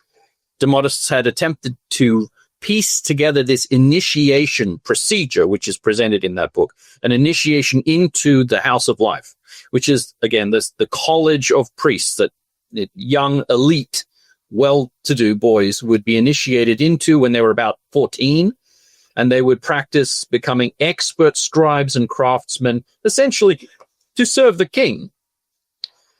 And this ritual was painstakingly reconstructed from fragments over 60 years by Demotists, from like 1960 up till now. Be sure and mention, Max, that this continued all the way up to about 400 AD. Well, right. Well, that's the thing. There's another book that's very worthwhile. The point I was making about the House of Life fragments is that people who attempted to analyze the Quadra Pole beforehand did not have this comparative thing to process it with. But yes, the Egyptian temples actually didn't fully close until about 400 AD. Like, until they were completely forcibly closed. About the time of Merlin. Yes, about that time. Interesting. And like, they held on in Philae and in the Siwa Oasis, in the Oracle of Amun in the Siwa Oasis. They held on as long as they could, and they didn't just vanish. The paths of law, and the priests who venerated these traditions didn't just evaporate. They had to hide almost all of their wisdom. And in fact, we see that with Zosimos of Panopolis, where he's concealing Egyptian initiatory and religious traditions in Christian and Jewish metaphors and giving birth to alchemy, which Freemasonry says explicitly their rites are derived from. Alchemy, Zosimos, House of Life. We see that transition, hazy, but there. And so again, the question is not, is it connected, but how well is it connected? And there's another book I will talk about that was passed around during the Renaissance, rediscovered in about 1410-ish, something like that, called the Hieroglyphics of Hor Apollo. It was ostensibly written by a hierogrammaticus, which is the Greek title for a graduate of the House of Life, essentially someone who's good at hieroglyphics, even though they didn't at that time. It was about 300, I think, 300 or 400 AD, roughly in the twilight of the Egyptian tradition. And this book, explaining the symbology of certain hieroglyphics, whether that's the Uraeus or the Ouroboros or something like that, was rediscovered in 1410. If that document can survive, and it's accurate, ? It's very late stage, but at least the first book of it is pretty accurate for symbolically. Like, it's not, the phonetic section of the hieroglyphics was lost by that stage, but the symbolic aspect was maintained, and hence it informed a lot of Renaissance traditions of the symbolic nature of hieroglyphics. But if that can survive, perhaps there is a document that actually gives the skeletal initiatory procedures on Egyptian initiatory procedure, like whether that's Ptolemaic or even referencing House of Life, the House of Life was particularly chauvinistically Egyptian. So they did not like the Alexandrian tradition because it's very watered down Greek. You can see that in the tombs in Alexandria, where they don't actually have any hieroglyphics in those tombs, because the hieroglyphic experts, ostensibly from the House of Life, were generally from that sort of school of thought where like, no, you're on your own. If you want to make your own version of our traditions, you go right ahead, but leave us out of it. But unfortunately, because they took that perspective, we don't have a lot left over. But the Crata Rapola accurately states these stages of initiation. And the Demotic Book of Thoth, that initiatory procedure, very lengthy, over 700 lines, of which I've analyzed every single word, and I mean every single word needs analysis, because they regularly rely on double or triple entendre in order to convey meanings.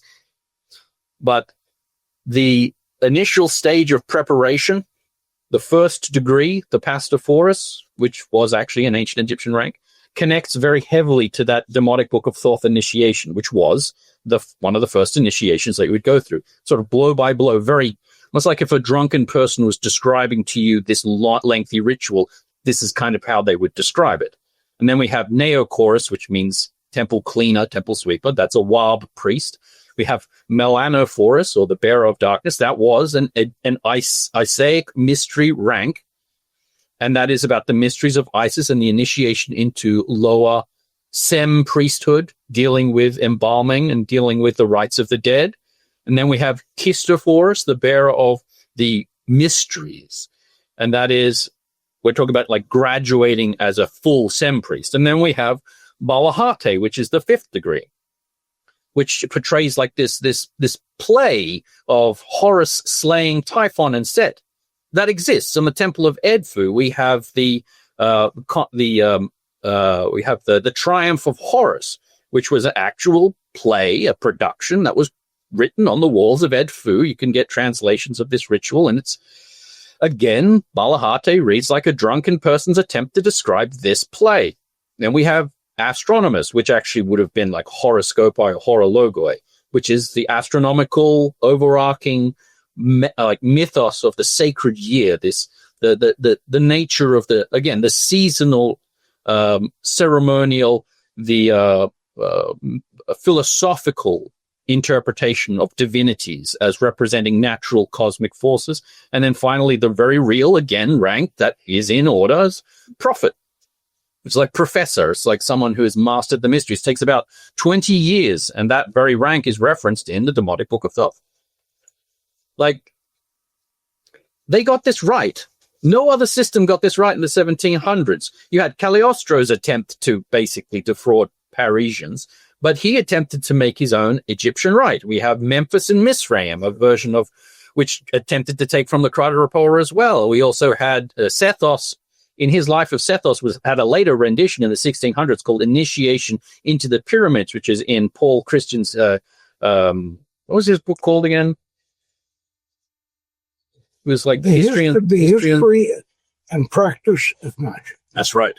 And he has very, very obviously an actual like initiation that is a derivation of Terrason's Life of Sethos work, and the differences between that and the Crata. I thought for years that Paul Christian's Mysteries of the Pyramids was a French version of Crata Rapola, but actually the two of them both derived from the same source. Mm-hmm.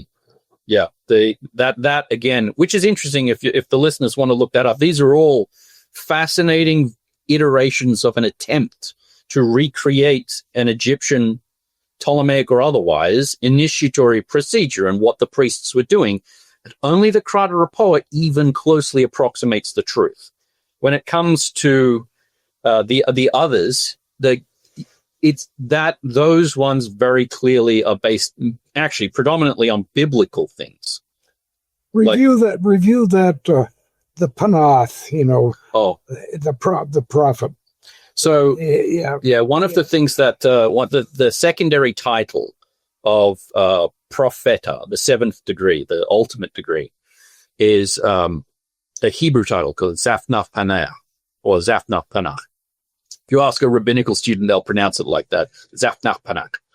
And it means in Hebrew, it roughly translates to he who knows the mysteries. And it was a title that was given to their patriarch Joseph, as we know, was an Egyptian vizier in their legend after he successfully translated the dream of the 7 years of famine and plenty to the Pharaoh.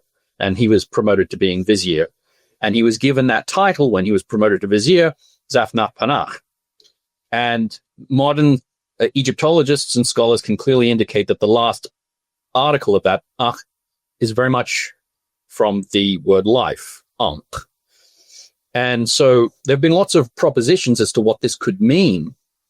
But as I describe in the third episode, the Coptic version of the Bible, the magicians of Pharaoh, who failed to interpret his dream, of course, they're referred to as Sesper-Ankh or Sefpa-Ankh. Like it's like a contraction of what was Sesh-Per-Ankh, which is scribe of the House of Life, Per-Ankh. But a more formal rendering of that, because that's just scribe, Sesh, Per, House, Ankh. Scribe, House, Life. So the articles are somewhat implied there, which is how their writing and language work for the most part. But you can have a formal rendering of that being Sesh, Na, Per, Ankh. Sesh, Na, Per, Ankh. And Na just means of the. So scribe of the House of Life. Seshna per Ankh, Zafnach Panach. This is the proposed direct attempt.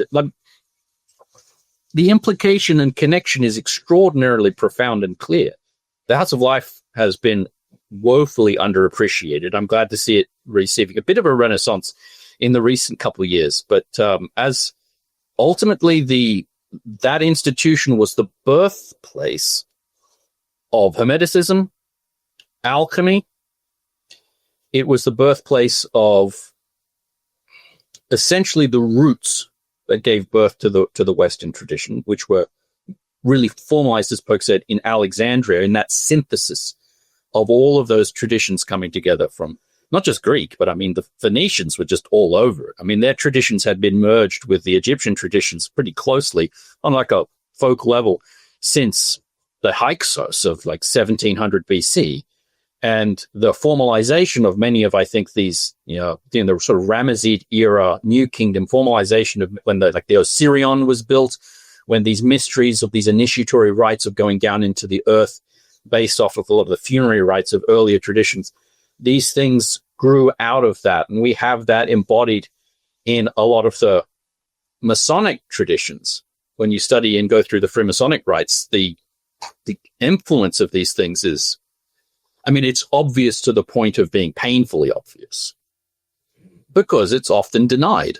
That's why it's painfully obvious. But again, that's the scope of the research in the Crowder Rapporteur has taken us on that wild journey of the roots of these initiatory procedures. So anyway. That's lovely context. Thank you both for sharing that. And I know we'll certainly keep our ear to the ground to hear of any future, research, publications, official sharing of research, connecting those dots and kind of putting forth your case of, and kind of opening it up to a wider discussion of the connection between that. I think that's excellent. Thank you for sharing that. That's wonderful. And, I know, of course, because so many listeners are familiar with the excellent OTA and the literally decades, obviously, of tradition. We do have some listener questions for you, for both of you, that I'd certainly love to ask. But before we get to the listener questions, listeners, check out the links below so that you can watch American Magick. It's a 4-part. Season 1 is a 4-part series. I think you'll really appreciate the wonderful intricacies, as Johnny was saying, the shots, the quality, the care, but also thanks to Poke and Max. Thinking about episode 3 with you, the peek behind the veil of some of these wonderful rituals of American ritual magic. But before we get to listener questions, just as we wrap up about the series itself, I would love to ask both of you, Poke and Max, as obviously being so deeply involved in the OTA, the same question that I asked Johnny, which is, as practitioners, as a founder of this wonderful lodge, how do you want viewers to approach watching American Magick? Because some of them might be very far away from Southern California.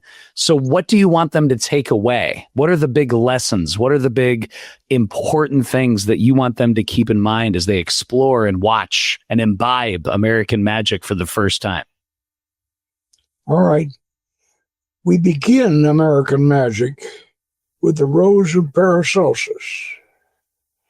Now, I want to admit that there was, I think 2 years ago, a novel called The Rose of Paracelsus, and which was written, it was a big 650-page doorstopper novel called The Rose of Paracelsus, and it was written by a what do we call him? I guess we could call him a psychedelic magician by the name of Leonard Picard.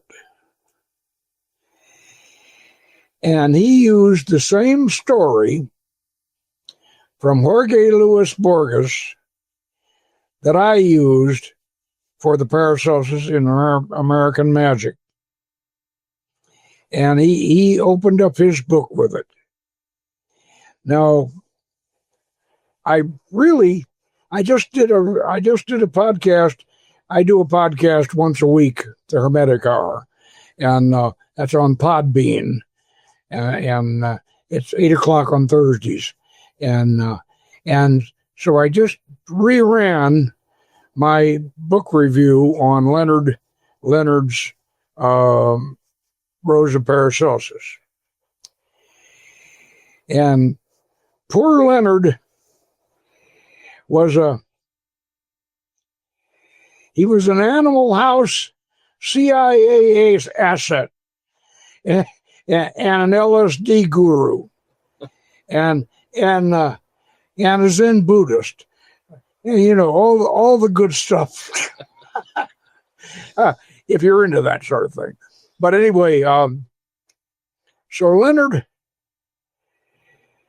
wrote this biography, and he graduated from Harvard and went to work for Ace Tomato, CIA, and he was going around contacting this international network of LSD adepts, international network, and he got to meeting all of them, and he said he had a Hieronymus Bosch Disneyland kind of weekend in Alexandria. I'm not Alexandria, Amsterdam. And he said that was like Disneyland. It was like Disneyland by Hieronymus Bosch, and then he went to Southeast Asia, and he contacted all of these LSD gurus all around the world, and came back to the United States, and hooked up with Sasha Shugan, the LSD guru in the United States, and Shugan advised him against getting in touch with this demonic LSD guru who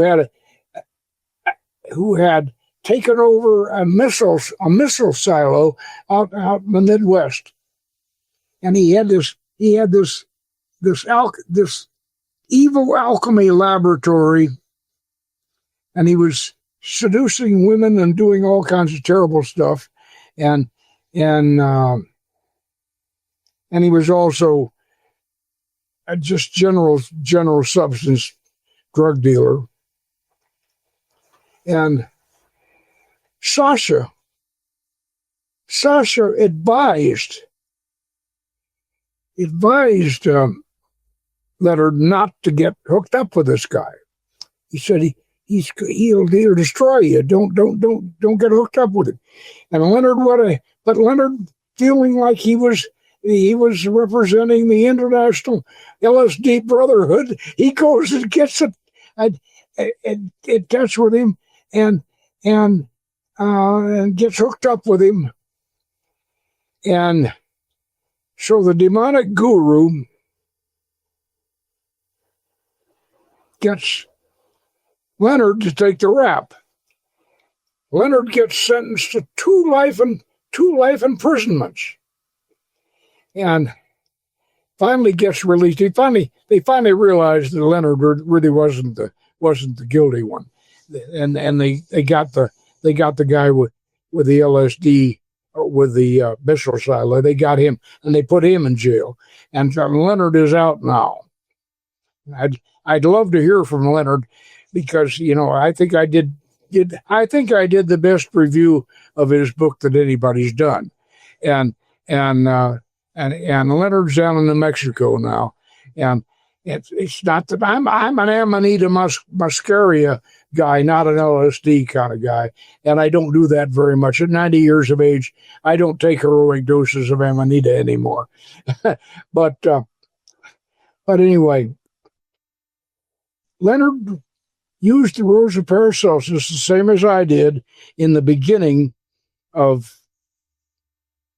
American Magick.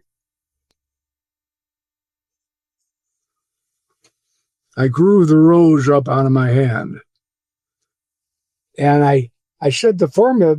I said the Gollum-making tetragrammaton formula. If you look closely at American Magick, you'll see those letters: Aleph, Mem, Shin, Tau, and then the rose grows up. And I tried to say, I treated it a little differently than what Leonard did in his book, but I tried to say, I can see my rose, and you could see your rose, and if we're all sitting in the room growing roses out of our hands, we can all see each other's roses, and we can all, but only you can see your own rose. Now, granted, I could train somebody for,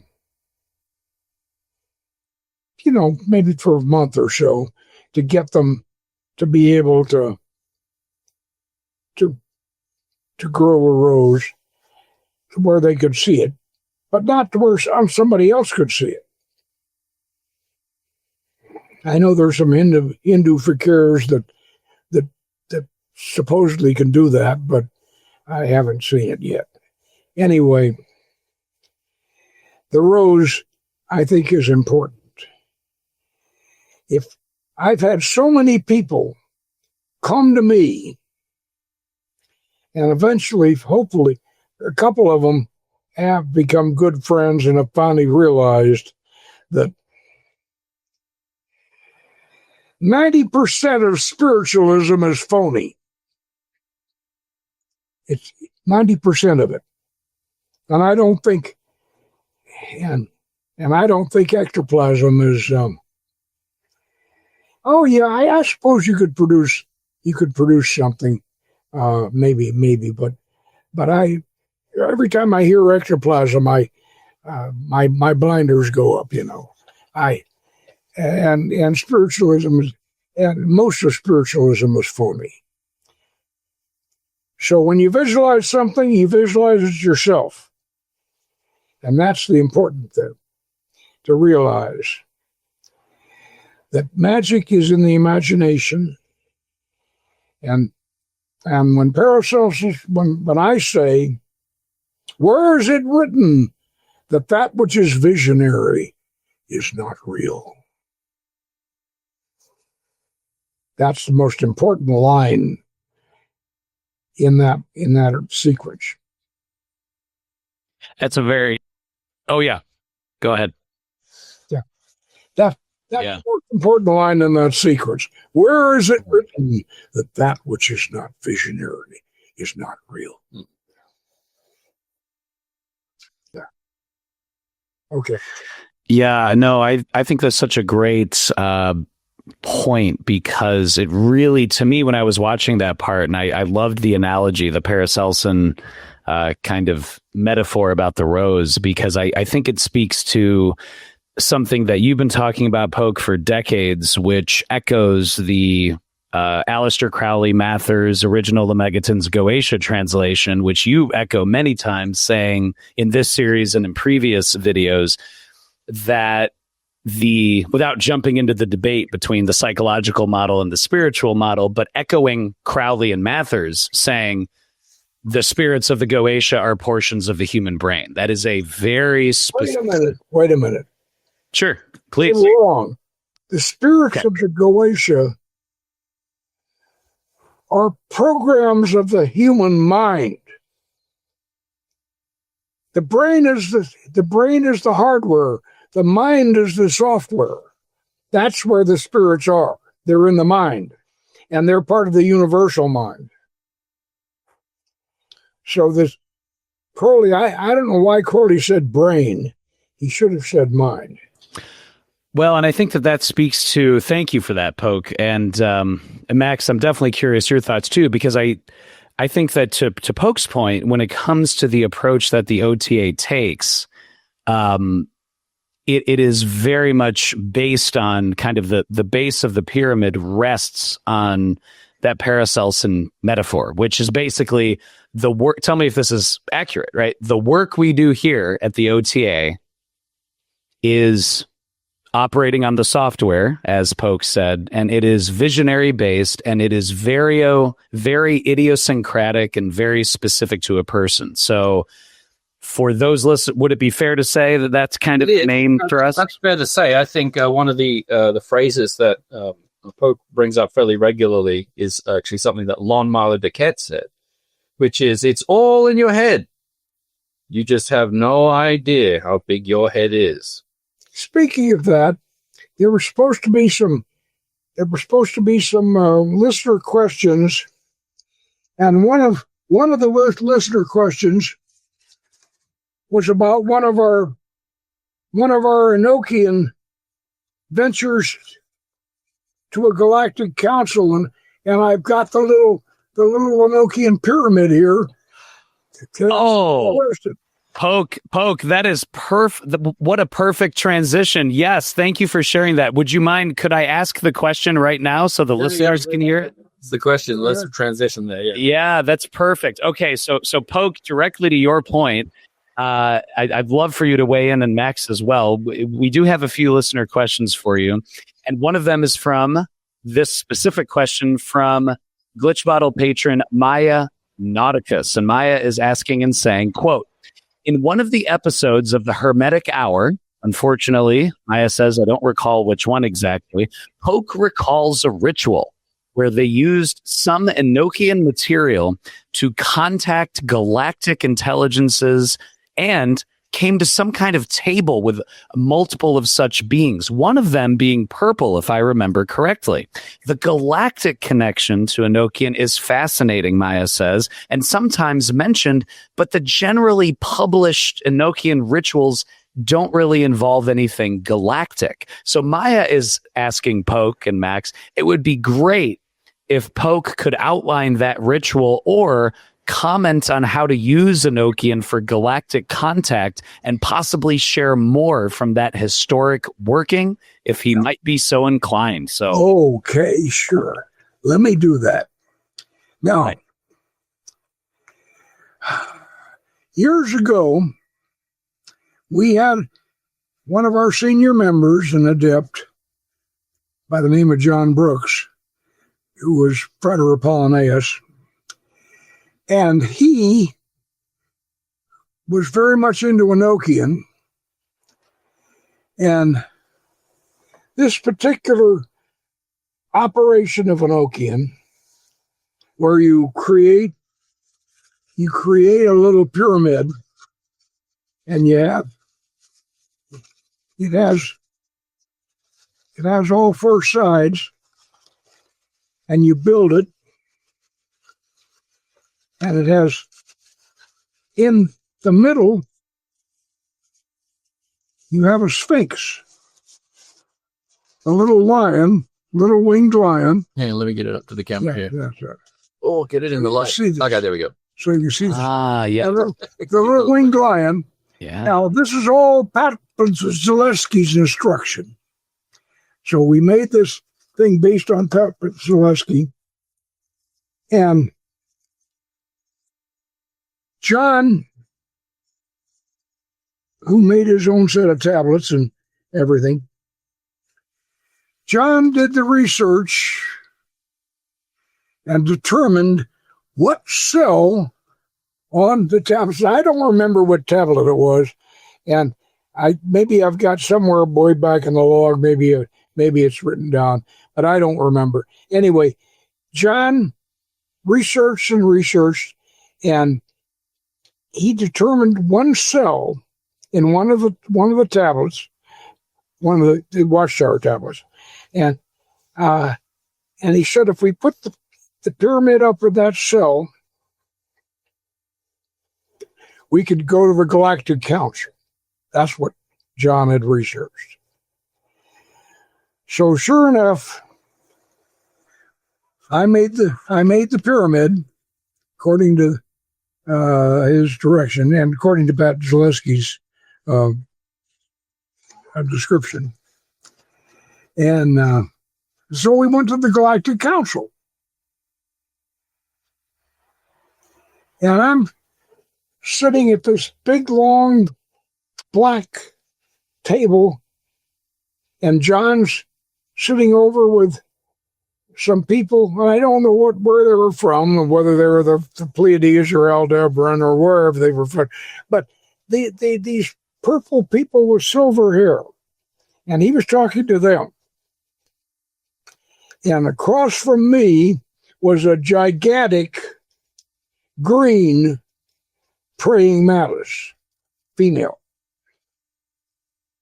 And she looked down at me, because she towered up.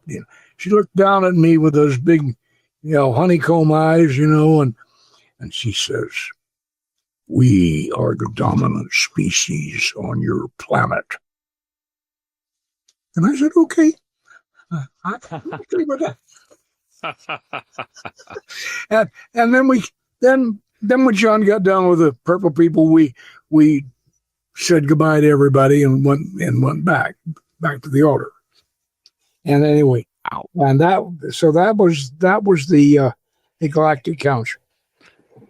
That's fascinating. But then there's a follow-up to that. Yeah. 10 years later, we had the French door open upstairs in the living room in Rivendell upstairs, and this little brown male praying mantis came flying in and perched right on the top of the green prism on top of the temple, of a little temple set that I had from left over from beyond Lemuria. Yeah. And the little brown praying mantis perched on the top, and one of our ladies took a picture of it. Mm-hmm. And it's important to note that that day, we did basically an identical operation. So that was where we utilized one of Proke's systems to take a visionary voyage in the same manner. And that same day, this little mantis just came in and perched and oversaw our various meetings. Wow. That's amazing. That's amazing because that speaks to, I can't remember who said the quote many years ago, but magic is where you schedule your own coincidences, right? So this is exactly where something like that would happen. Yeah. I mean, of course it will. It's like, of course. That's all. Yeah. And also, I've got, having gone through your questions, you remember in Beyond Lemuria where Lon Duquette plays Hermes Trismegistus, and he appears on top of the Mount Shasta and delivers this lecture on enlightenment from the top of Mount Shasta. Mm-hmm. Well, I've got the script for that right here, and there was somebody that asked me in your question list. There was a question that they started off with Lon Duquette. They mentioned Lon Duquette, and then wanted to. Yes. The questions were pre-submitted. Thankfully, this isn't a political debate, so we can get away with that. Yeah. Oh. Yes, and I believe this is I believe it is effective break free from the cycle, and what I'd like to do is just read Lon's script. I wrote it for him, and so I think he and I probably would both back. We absolutely both agree with it. But Poke, I love that, Poke. If you'll permit me, just for the listeners, I can read that question for you, and then you can just take it away from there. That would be great. So the question is from Glitch Bottle patron Michael J. And Michael was saying exactly, mentioning Lon and yourself, obviously, being, those kind of introductions to the tradition. And the question is, Michael J. is asking, quote, across traditions like the Egyptian afterlife, trials, the Buddhist Bardo states, and similar cosmologies, Michael is saying, in your opinion, Poke, are these stages genuinely initiatory tests for the soul or mechanisms of entrapment and reincarnation? And if so, what do you believe or know is the effective method to break free from this cycle rather than return for supposed lessons? Well, that is not really apropos for this particular thing by Lon. Let me say this. The reincarnation cycle in the West is defined by the labors of Hercules. And if you want a source for that, it's an Enlightenment writer by the name of Dupuy, a Francois Dupuy. And he wrote The Origin of All Religious Systems. And he has the best rundown of the labors of Hercules. And we have figured out a formula where about 150 years between incarnations, and you use the labors of Hercules as a kind of a model or a program for doing this. And when you examine it, and especially after you read Dupuy's summary, I think you'll realize that this really is what the labors of Hercules are all about. And frankly, after you get done with all 12 labors, then you can get off the wheel. Then you can get off the wheel and go to heaven or whatever the heck you want to do, or just become one with the universe. So that's how I would say break the system is go ahead and be sure and live your lives out. You're supposed to. That's your job. And live your lives out. And then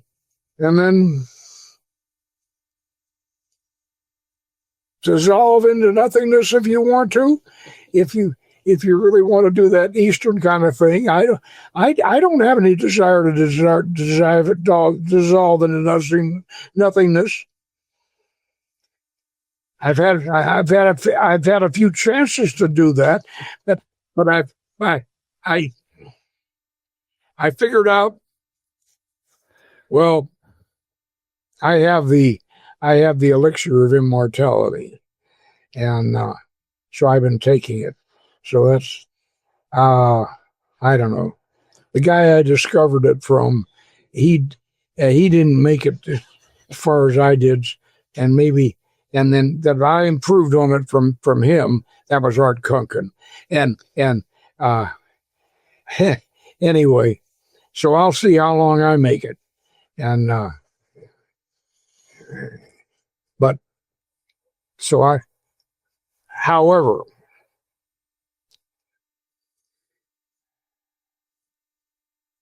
I went through years of Tibetan Buddhism, and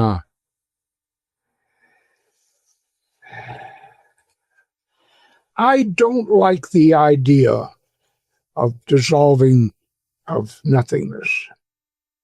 I really am not a Buddhist. I tried being a Buddhist for a while. I think everybody tries being a Buddhist, but no, I don't like it. I think life is good, and I think life is something we should do, and I think life and how well you do life measures how well you do your job. Yeah. Oh, that is certainly something that I know myself and thousands and countless people are thankful for, and I certainly know that the elixir that you are imbibing, Poke, I certainly wish that it continues to flourish with new blossoms and new works and projects and everything else. And I think I wanted to quickly say something. Yeah, sure.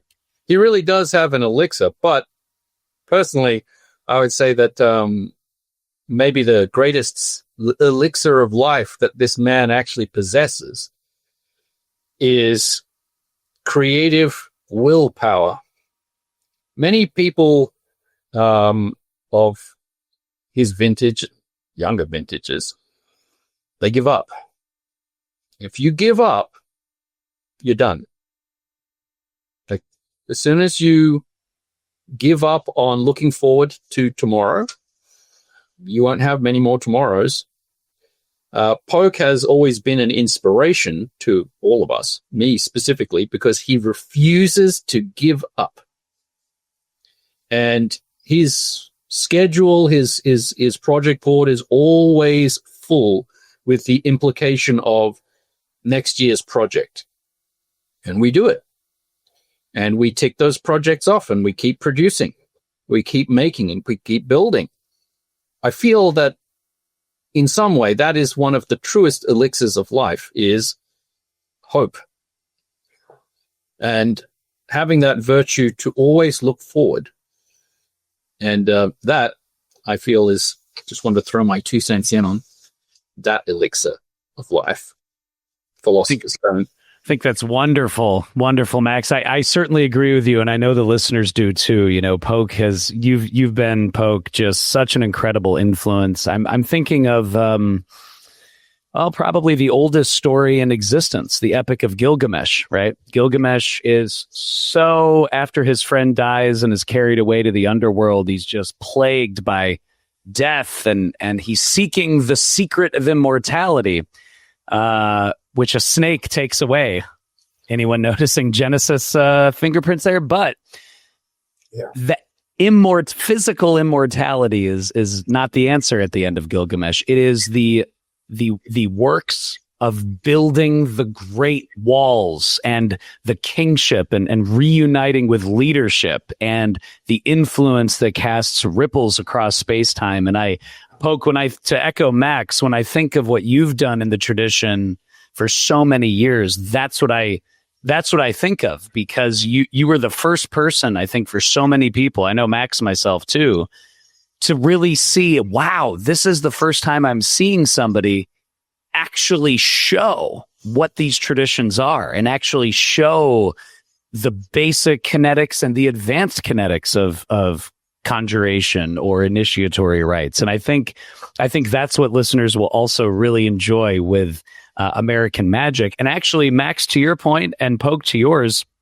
I can think of no better way to wrap up the podcast. Of course, I want to talk about ways we can support you and your work, but we have one last listener question for you both from the person who really brought us all together, a previous guest on the podcast, the wonderful Ana Victoria Esquivel. And she is saying and asking this, quote, Ana says, in the opening of the documentary, Poke Runyon remarks that the order's core intention is to guide individuals towards personal enlightenment and gnosis. Ana says, I appreciate that, as it seems to strike at the heart of the work. Yet, Ana says, I also recognize that countless systems and paths across the world claim to lead seekers towards that same inner truth. So from your perspective, Poke and Max, why do you think that human beings require such a diversity of systems to return to what appears to Ana to be a universal core? This is purely a philosophical inquiry, but Ana says, I would truly appreciate hearing the reflections of someone with your experience in the magical arts. So I'll turn it over to both of you. Why do you think humans need such a diversity of systems to return to a pretty universal truth? Well, we are in a generation right now. One of the many characteristics of this generation that we're in and all the conflict and everything else is that with diversity. Oh, everything's got to be diverse. Everything's got to be diverse. And so what she's basically asking is, well, is everything the same? Are Native American shamans the same as ceremonial magicians, or are the same as Sufis, or is everybody just playing a different tune, but playing basically the same music, or music, as you say it then, and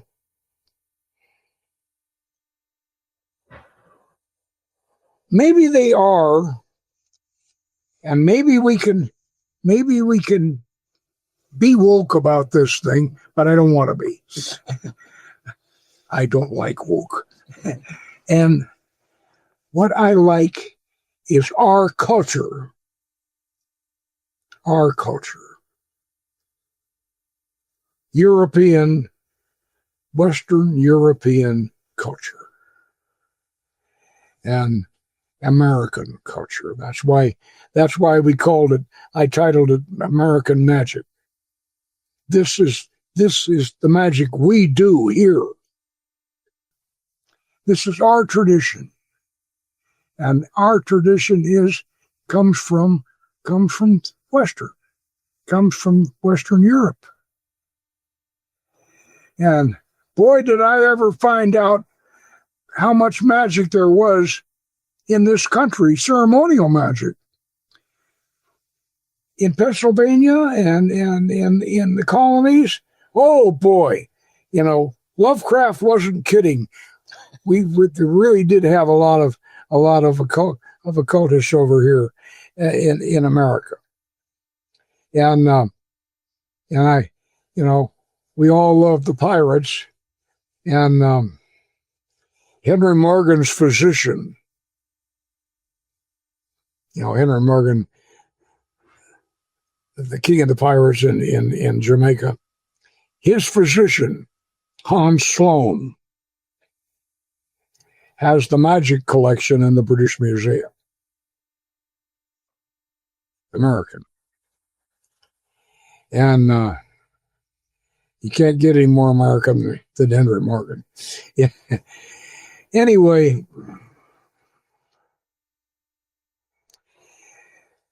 our tradition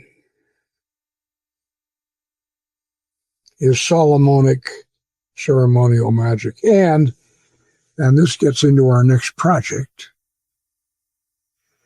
Solomonic ceremonial magic starts off witchcraft. Witchcraft is directly connected to Solomonic ceremonial magic. And can you get that book out from under the, good. One thing in our book here that Max and I produced,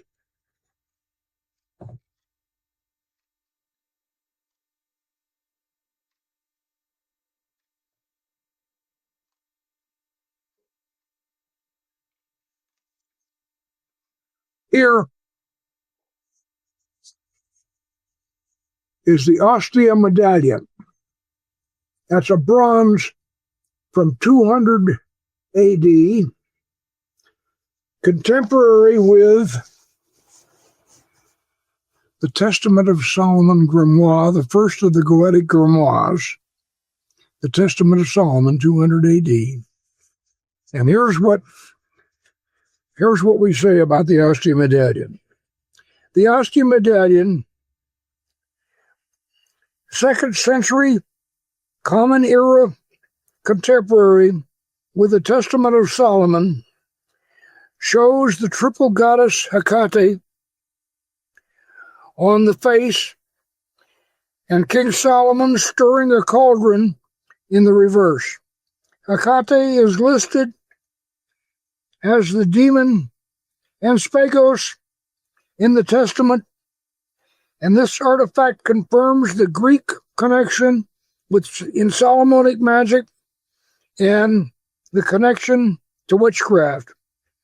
We should also mention that the two founders of modern witchcraft, Gerald Gardner and Alex Sanders, were both Solomonic ceremonial magicians. That's our next project. And book available at Runyon.com. Yeah. This is good. 450 pages, the new edition of the Book of Solomon's Magic. Yeah. Excellent. I'd like to actually address Anna's question as well. Absolutely, Max. Sure. My understanding of her question is about, the various, as he says, diverse roads to. And I think my answer actually is, it can be given in just 2 words, and that is the Pareto principle. And to me, this is the Pareto principle. For those who are familiar with it, could be described thusly: 80% of the techniques work for 20% of the people. 20% of the techniques work for 80% of the people. 20% of the techniques work 80% of the time. 80% of the techniques work 20% of the time.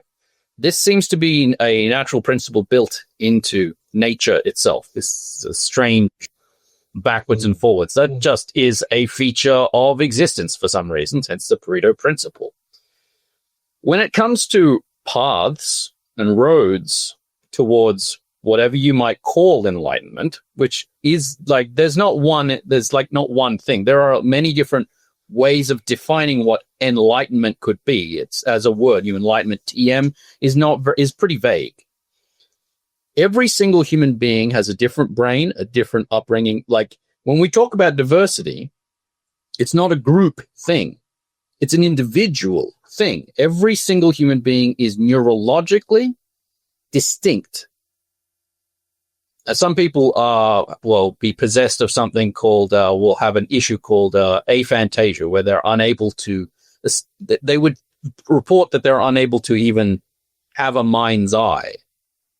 And some people, like myself, have a very vivid mind's eye. This is something internal and neurological. Every single human being is going to find that 20% of the techniques work for them 80% of the time. 80% of the techniques and philosophies work for 20% of the time. No single master is going to be able to give you 100% of the techniques that work 100% of the time for you. It's up to you to find the methods and techniques that work for you, and for any one teacher to not be your master, but to draw out the master that already exists within you, your ability to perceive and to have that feedback with yourself, to be able to school yourself, to be able to discern those techniques, methods, and philosophies which lead you to your enlightenment. And there are many different classifiable forms of enlightenment. But if we're talking about the various diversities of approaches, you could talk about martial arts. There would be, say, one martial artist, whether that would be like the founder of Wing Chun or something like that, who finds their way, their method. And then they teach a series of other students. Those students, being different, will glom onto different versions and their own iterations of that master's technique. And then when that master goes, they start their own versions of those schools, each claiming to be the true iteration of that original teaching. And it is, for them. This is just the way learning works. These iterations and adaptations that work for each one of us. And we need to discover each one of those for ourselves. And this is not to say that every road to enlightenment is a successful road to enlightenment. Someone might be claiming that it's a road that they're going to enlightenment, and they're full of crap. Like, it may be a con or something along those lines. You have to discern. This is the cross that we bear when we engage in this journey, is to make those calls and to spend our time, like when Carl Sagan spoke and demonstrated about the beauty and knowledge of books, presented an entire shelf of books in a great library, and he walked only a few steps and said, if you read one book in your lifetime, on the average lifetime, you would probably only read this handful of shelves. And so in the vast library of knowledge, it becomes important for you not to read a lot, but to know what to read. That's where direction and guidance definitely comes in. What has worked for other people will probably work at least 20 to 80% for you too. So being on your own, again, is being lost in a library, but being with teachers is still really just a snapshot of the picture anyway. But you do need to keep trying and keep searching. That would be my answer to that question. That's absolutely lovely. I appreciate that, and I'm sure the listeners do as well, Max and Poke. Thank you. And last question for you both. Obviously, listeners, check out the links below to watch American Magick. I believe it's on YouTube. It's on Apple TV. I think I'm forgetting a few other places, but we're going to link below to all of those sections where you can get it. Also, Max intimated pokerunyon.com. If you are a fan, as I have been for many decades, and as Max held up there, do come and get a copy of the newest edition. This is a beautiful Smithsonian hardcover, and if you buy it from pokerunyon.com, I personally put these cute little gold corners on. If you buy it from like Amazon or elsewhere, you won't get those tasty little gold corners, but. Don't inundate me all at once. I have to put them on myself. Oh, and Pope will sign it, actually. Which is excellent. Excellent. Excellent. Well, as we wrap up the podcast here, any other concluding thoughts or anything else, Poke, you'd like to share, or Max, you'd like to share? Any concluding thoughts, sir? Well, I kind of wanted to read Lon's thing from Please do. Beyond Lemuria. Please do. Sure. And, from that. Yeah. Go for it. Let me do that. You got it. Can I get some more light? Yeah, let me give you a little light so we don't wash you out on the camera here. I will. I can't read it.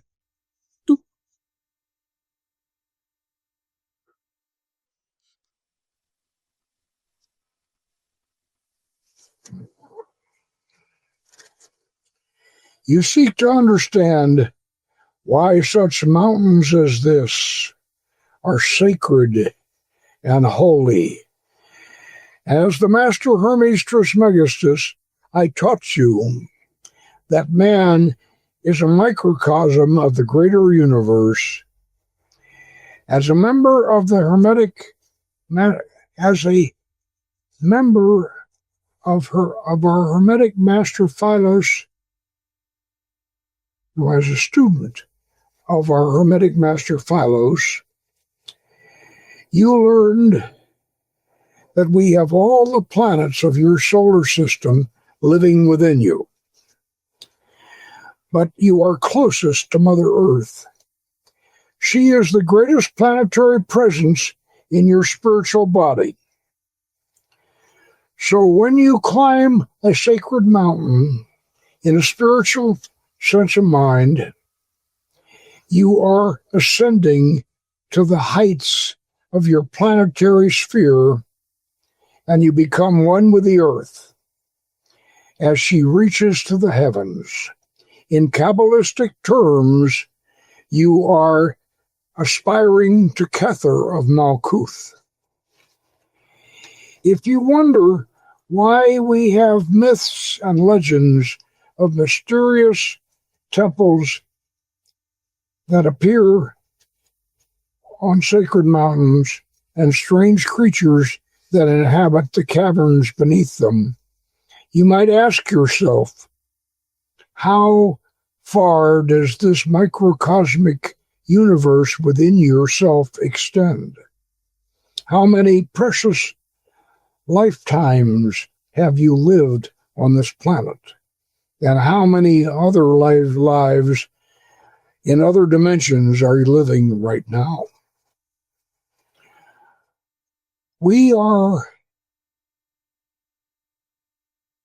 we are in an endless march of worlds going on and on beyond our conception. And yet, it is only one dimension that we perceive.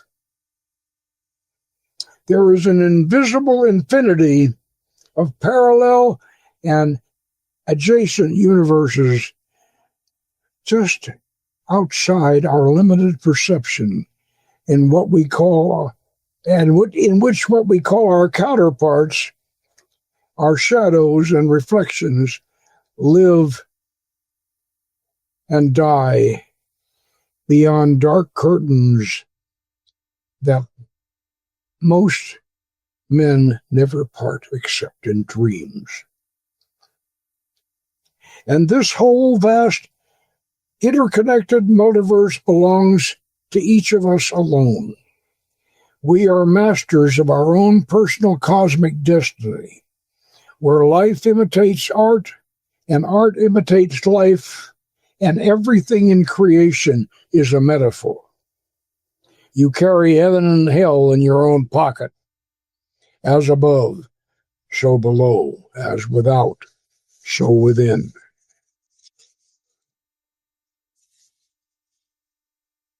In our philosophy, those other dimensions are considered to be levels of reality.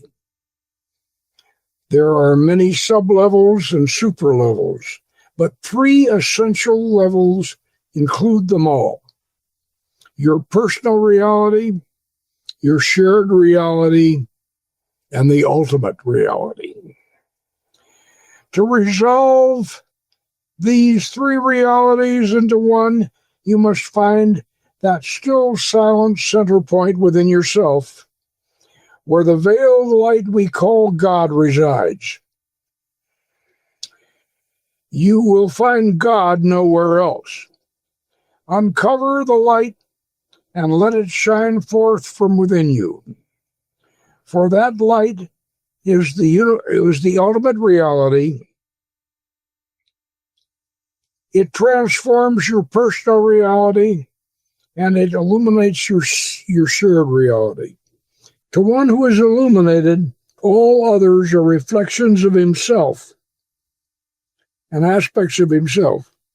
This is the one source of his compassion and the true measure of his morality. However, I must leave you with a warning. Wisdom and immortality are the treasures of enlightenment, but no one else can give you that which is yours to find within yourself. No one else can make the decisions for you. Good and evil are for you alone to define. In darkness you may find the light, or beyond the light you may discover darkness. For in truth you cannot have one without the other. The choice must always be yours. Yeah. I wrote that law and delivered it, and I think that expresses a lot. Every time I hear your voice, Poke, it transports me back to those days of Merlin and those days of adventure and something ever more about to be. And I am certainly so thankful that you have taken the time, Poke Runyon, as well as Maximilian Paul, both talking about the OTA and Order, the oldest operating magical lodge in America that you founded in 1970. What an incredible legacy. And from the American Magick series and beyond, certainly something that the work is never ending. And I am so thankful. Poke Runyon, Maximilian Paul, thank you both so much for taking the time on this podcast. Having us on and letting us do our thing, and we've really enjoyed it. And I look forward to talking to you again when we next produce something wonderful. Yeah.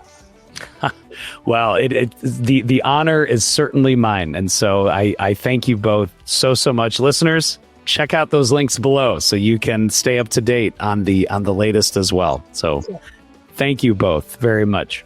Thank you. Thank you.